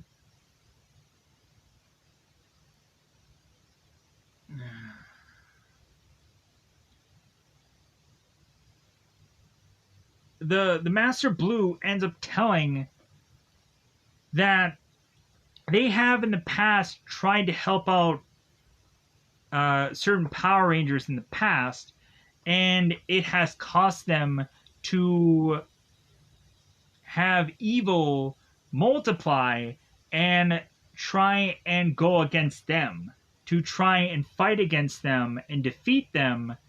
And so some of the Morphin Masters have died trying to help out the mortals in the past. So the Morphin Masters have just gone on and tried doing a smaller task of trying to protect the Morphin grid, and that has kind of kept them safe this entire time. So Master Green, because of her breaking of their code, is by Master Blue charged to be imprisoned for eternity for breaking their code.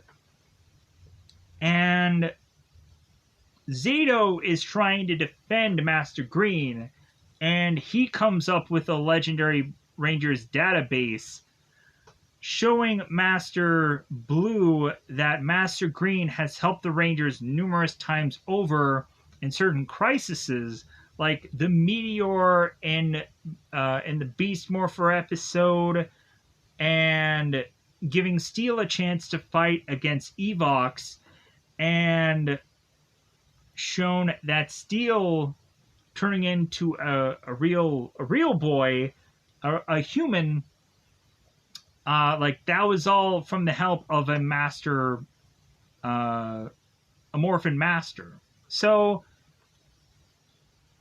they also bring up the Megaforce legendary battle, which we have all the Rangers who teleport away, and it's like, oh my god, that was the same kind of like the Morphin Masters had to have gotten the legendary battle with all those Rangers, yada yada yada, so on and so forth. So they bring up the legendary battle, which nobody likes, but they brought it up anyways. So to justify, it's like, well, it was all because of the Master. So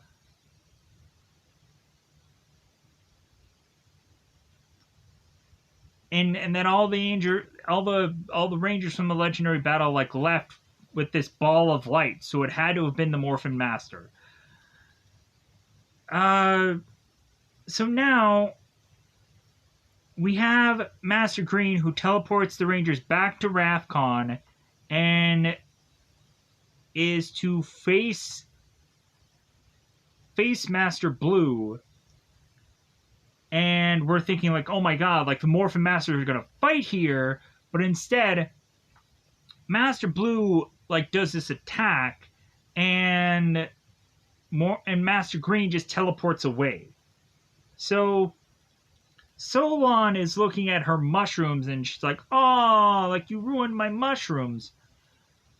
So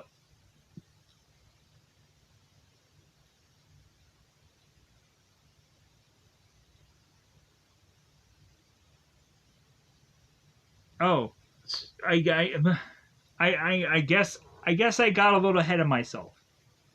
I apologize. So Zed was back at Rafcon, and Ravcon does get destroyed, but I got a little bit ahead of myself. So Ravcon and this whole scenario here does get destroyed. The planet ends up like Krypton. Uh, Zed teleports the Zed does teleport the generator all the way back to Earth. So Ion and Zato end up getting crushed. Solon tells Zoan tells the Rangers that the generator is now on Earth and it's being undefended because there's a billion freaking Rangers, but heaven forbid any single one of them can go on and help out and fight. Because legendary battles and all that jazz that they just brought up in this episode. But there's not a single Ranger that can go on and help the case of what's going on in the whole Lord Zed situation. Nobody has any time for that. So, Earth, undefended. Zed is just going on and just getting the generator going. So, we find Void, King, and Queen on Earth talking to Zed, meeting up with him, trying to understand what his plan is now. And so Zed kind of takes the time to tell Void, King, and Queen his plan, and Void, King, and Queen are like, okay, all right, like, sounds good, like, we'll just go with your plan, like, we know that you've been using us, but, like, sounds like you have some really solid here that can really defeat the Rangers, so, all right, thumbs up, we're good. So,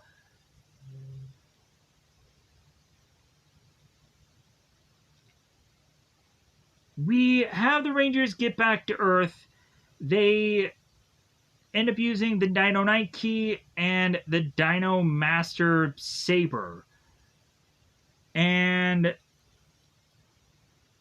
they go into Dino Master mode, the Gold Ranger. He goes into Dino Master mode. He's the very first one to use it. As well as the Red Ranger is in his Dino Knight Key mode. Whatever.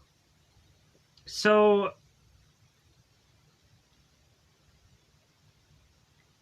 Null-Eye and Boom are back. Boom Blaster. And they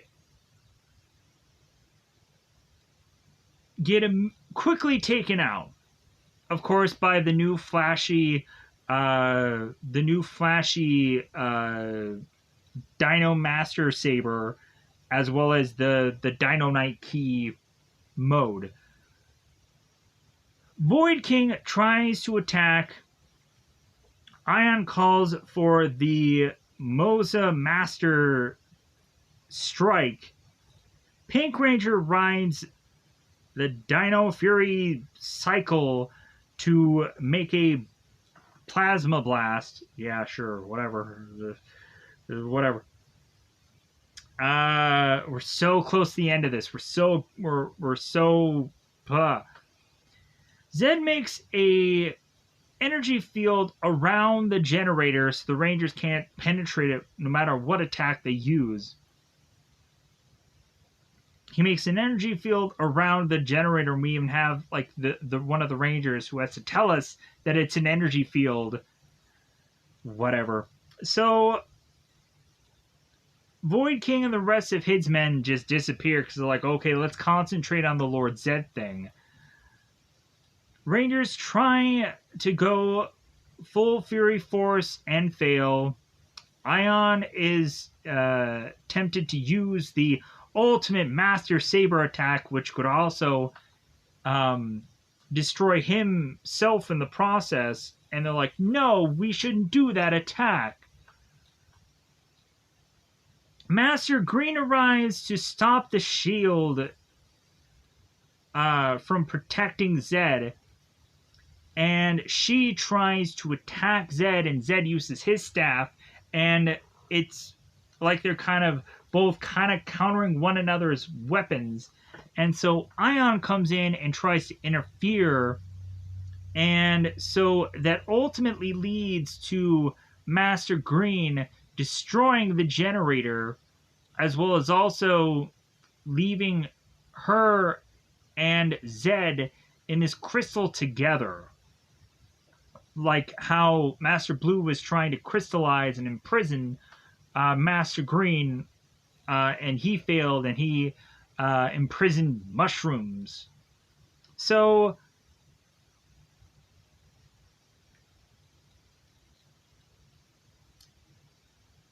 we come to find that like the Rangers like grab the Master Green and Zed crystal, and they bring it back to Dino Henge. So that leads to both Master Red and Master Blue making their way to Dino Henge to get this crystal back, and they realize how helpful Master Green was, and they try to make things right. They're like, well, you know what? Like, she helped him out in kind of dire circumstances, so like I think we'll kind of amend the whole code breaking thing. Like, we'll amend that. So they go and they unprison Master Green, and they decide that they're gonna go and they're gonna take Zed, and they're gonna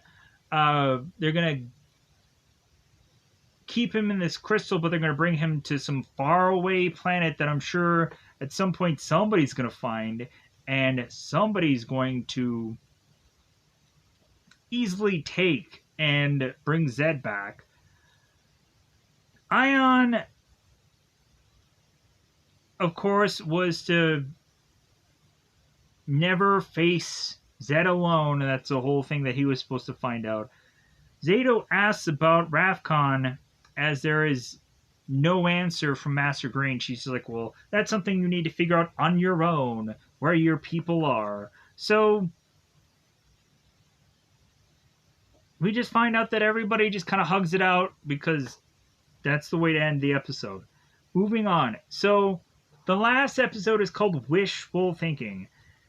We open the episode with Javi, who has another music video that he's trying to force everybody down their throats to share and like and subscribe to his goofy video music thing. So Javi has gone on to tell everybody about this music video, but then Javi's like, man, I don't know how much more work I can do to try to get people like aware of this video. And Ion is like, well, that's because you aren't telling everybody. Like, you aren't making everybody aware. So Ion gets up on these tables, and Ion is like, well, hey, everybody, stop what you're doing and make sure that you watch Javi's music video. And they're like, dude, we know about the music video. And Ion's like, man, Javi, like, you've been really moving and shaking everybody. You've been to see this video, like, well, I guess what a waste of time that was. So we then go to Area 62, and Void Queen is coming up with another creation, which of course is Hexcuro.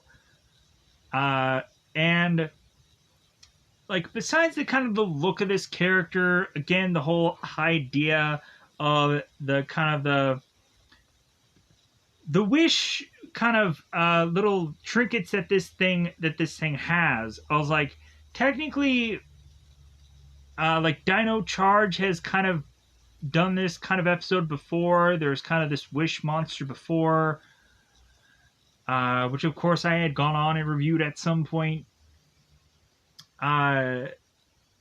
Like, I think there has kind of been consistently this idea of like wish fulfillment. There's even been certain episodes that I've reviewed in the past where like Power Rangers have had these like horrible dream sequences kind of things, and at some point they either go on to figure out how to beat it or whatever. And so like there's always kind of like dreams or wish fulfillment that these kind of characters go into. So Hexuro, with his wish charms,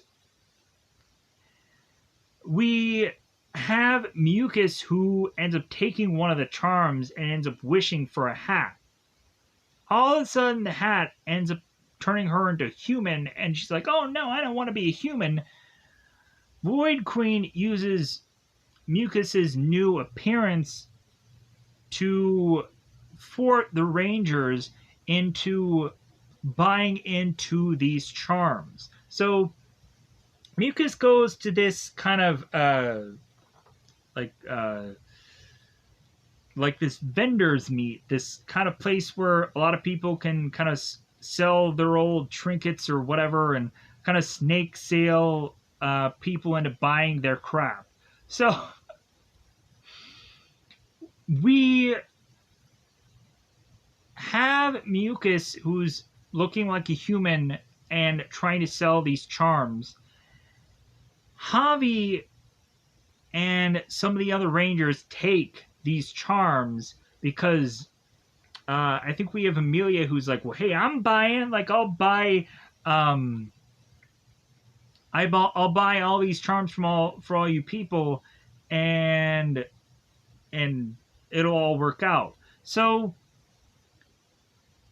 that everybody will get their wish. And Ollie's like, yeah, I'll see about that. So Ollie's the one skeptic. So Javi wishes for 1 million views on his music video. Amelia wishes to meet her parents, like any person who doesn't have a parent would. And we come to find that Izzy is holding on to her Javi's charm after Javi wishes, or does a wish, but Izzy doesn't even make a wish. We have Ollie, who wishes that he can hug his mom, who's in Japan, and Ollie's like, yeah, like, there's no way that this wish is ever going to work. And I was like, wow, that's actually really funny. I actually thought that was a funny joke. So he's like, yeah, this charm isn't going to work because my mother is in Japan, so I'm not going to get a hug from her. So Javi goes to Buzz Blast, and he is such like the brightest star that he is all of a sudden the sun, because his video is getting tons and tons of views now, and Javi's like, oh my god, my wish actually happened, it got granted, this is amazing. So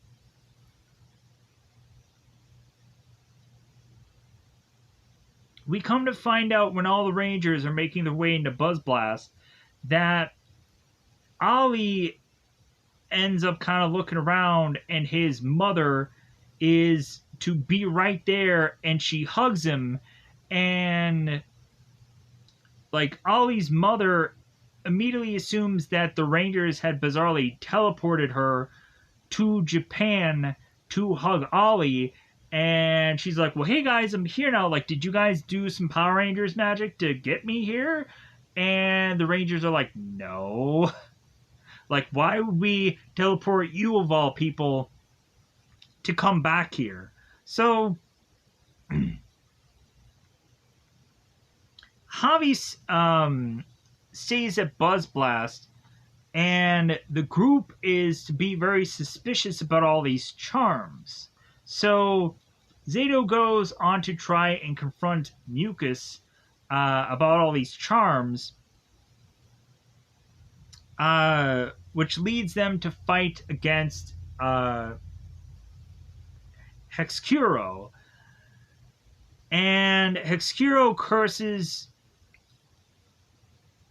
the charms and turns Amelia bizarrely 12 years old. Izzy all of a sudden turns into the T-Rex Zord, and Ollie into an action figure.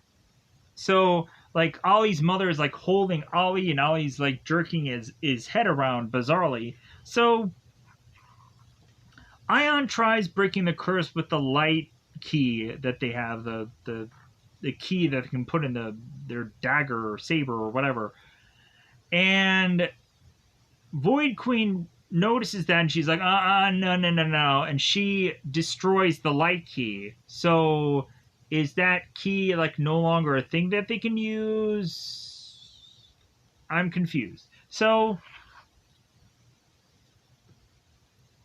Wreckmate starts to fight against Ion and Zato, and Izzy tries to like become, or as she has become the T-Rex, like she's trying to help out, and she like obviously like makes a mistake while doing this. So we have Solon, who uses the Dino cycle to of course do the one attack that that thing has, which is the Plasma Blast against Wreckmate.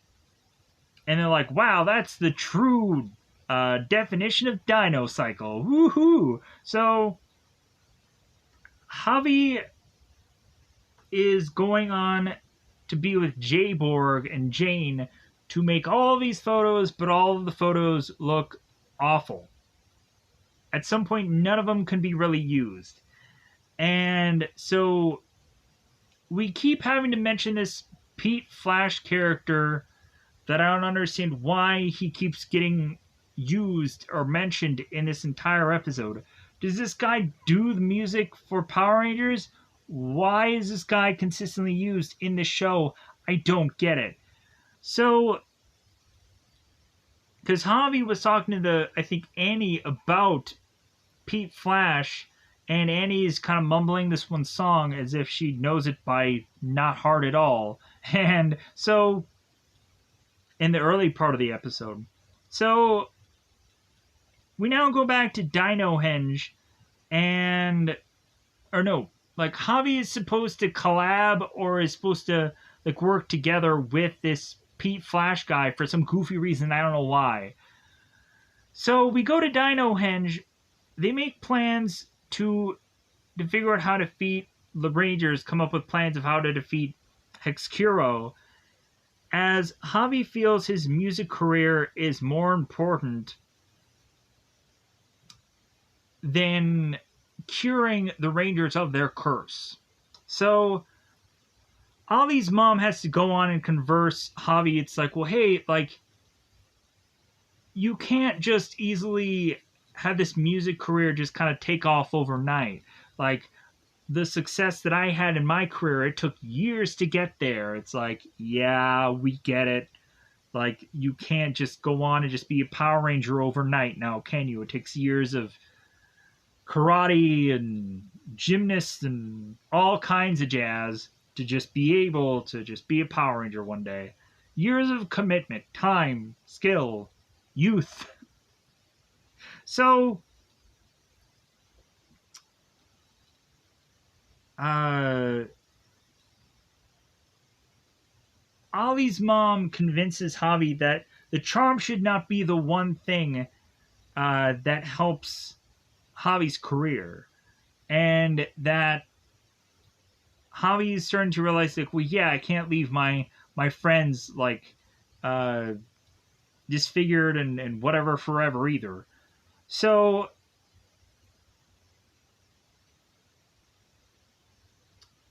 we have Mucus, who has to convince both Slyther and Hexcuron to go back out there and fight off the Rangers because Mucus wants to get out of her human form. So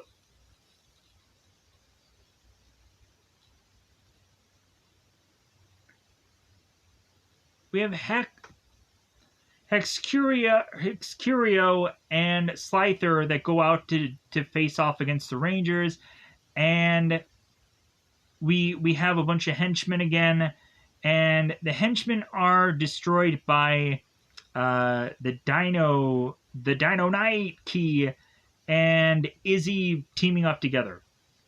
So Zato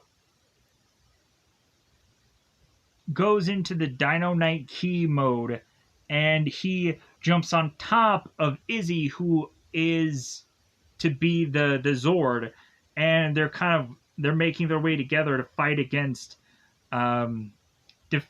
these monsters. Javi uses the Dino Master Key, Master Mode, and he uses the Stego Master Strike. So we have Hex Curio that grows. Make my monster grow moment. So Izzy gets teleported back to Dino Henge because she can't help out the Rangers, and she's like, well, yeah, I get it, like I can't help you guys. So and she goes back to the Dino Henge and she's all disappointed. So we have, of course, the Rangers who get into the Megazord, and we get the Mega Fury Saber, and the two Zords together end up doing the Twin Dino Slash. So we have another monster defeated. Mucus is happy about being a mushroom again. She's all psyched that she's ugly again. And Rangers are back to themselves. And Ollie is not an action figure anymore. Izzy is not a Zord anymore. And Amelia is not 12 years old. So